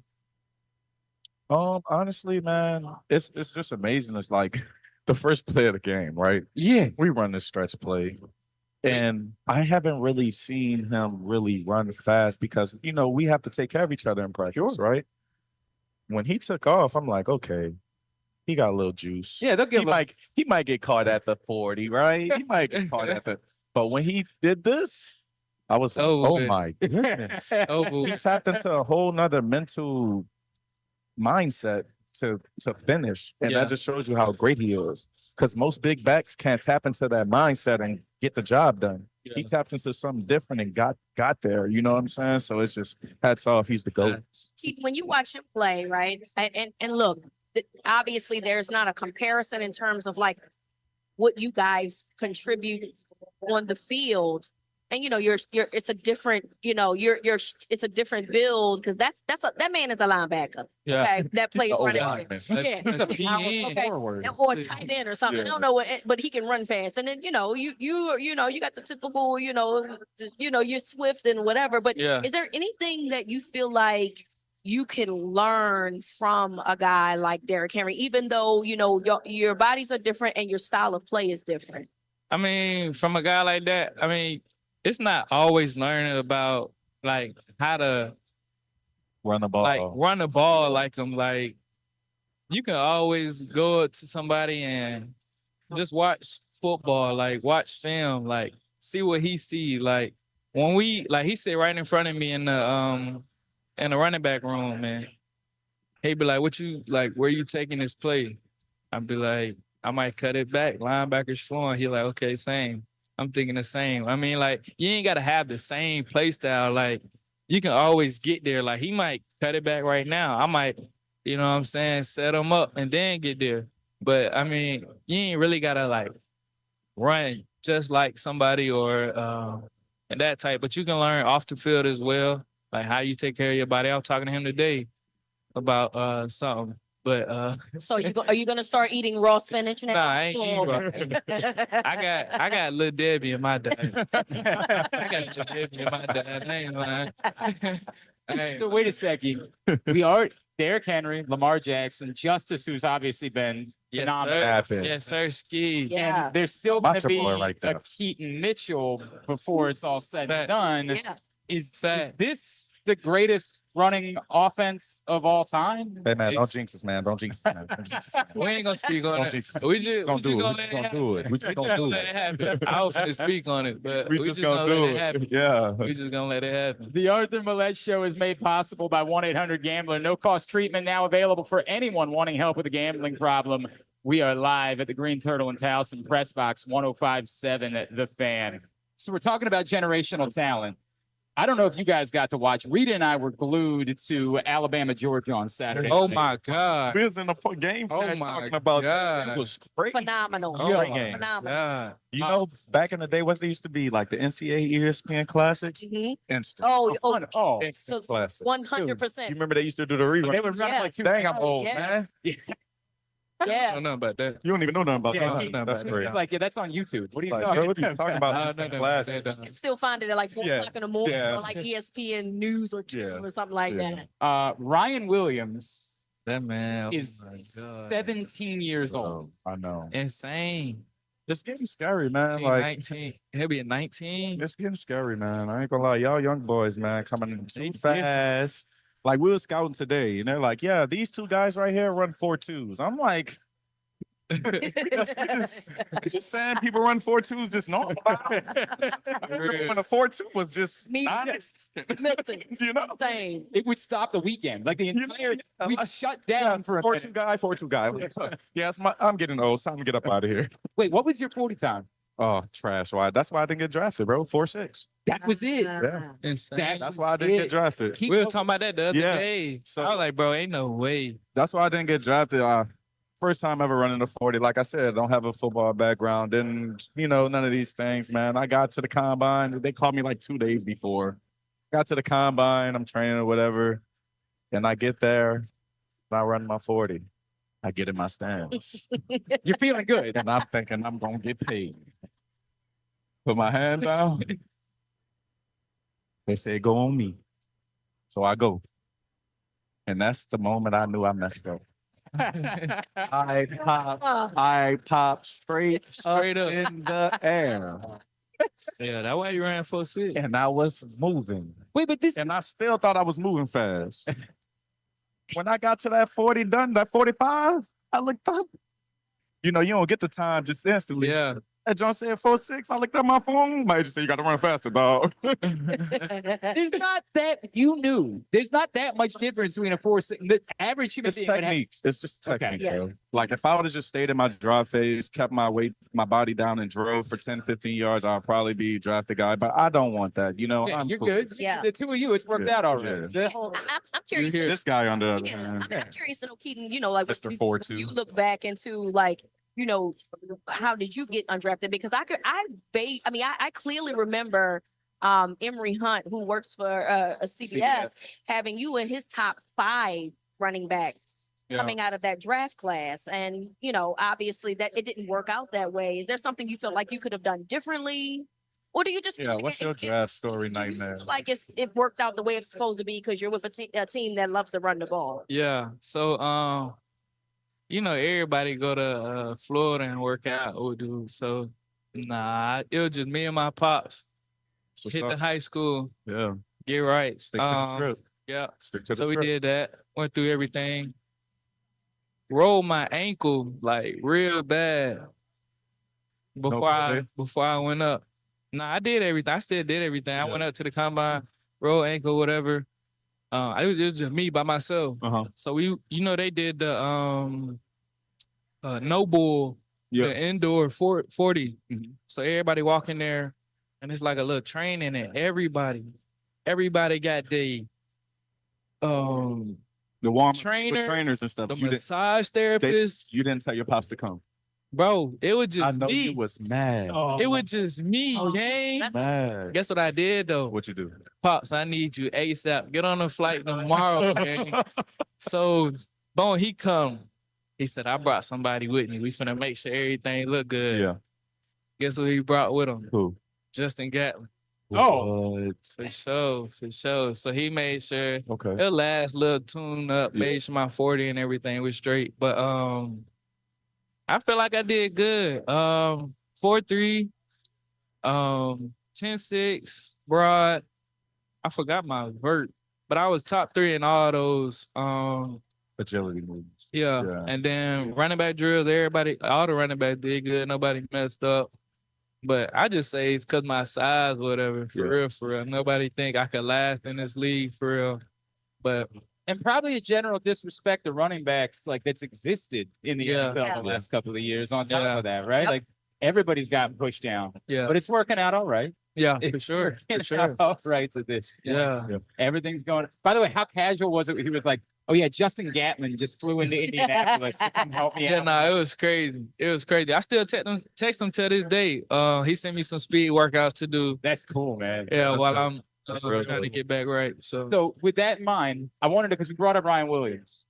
Who are the guys to you that are like the most must-watch athletes, like football, any sport, like people that when they're doing something, I'm watching it. So this football, a lot of people don't watch the running back for the Boise State. Ashton Genty. Yeah. That Oh dude is my nuts. God, I he's just hate crazy. watching their games because I hate that blue turf. I love it. I was to commit to Boise State on the JUCO. when I was young, I always looked at Boise State because the blue turf. I hate it. That's the only reason My favorite I color know was about blue them. at the time. I'm like, Nah, facts though. but I went. But to that. he tough. Ryan Williams, he different, dog. Yeah, that spin move, cancel move. I don't know what that was. That was crazy. Dude, on average, on just like That looked like that catch- hurt my knee. What he did. Yeah, that's what on ho-hum middle of the road catches. Bro. He'll make a 7-yard catch and he'll put 3 moves. No, on he's very somebody. talented. Yeah, he's It's very talented. unreal. Natural. man. Very talented. It's unreal. Dope guy to see. We are out here at the Green Turtle. It is the Arthur Maulet Show. I want to thank Great Eights Memorabilia. They are hosting the Bonfire Mute Festival at Hopkins Farm Brewery with 2 stages and 16 bands. Sunday, October 20th. The Ravens play on Monday that week. Great Eights Memorabilia with the number8.com. We'll come back in. We'll look ahead to Cincinnati. We've never talked about gaming. I want to talk some gaming with you as well. Okay. So we'll do that. It's the Arthur Maulet Show. Press Box 105.7 The Fan. No way.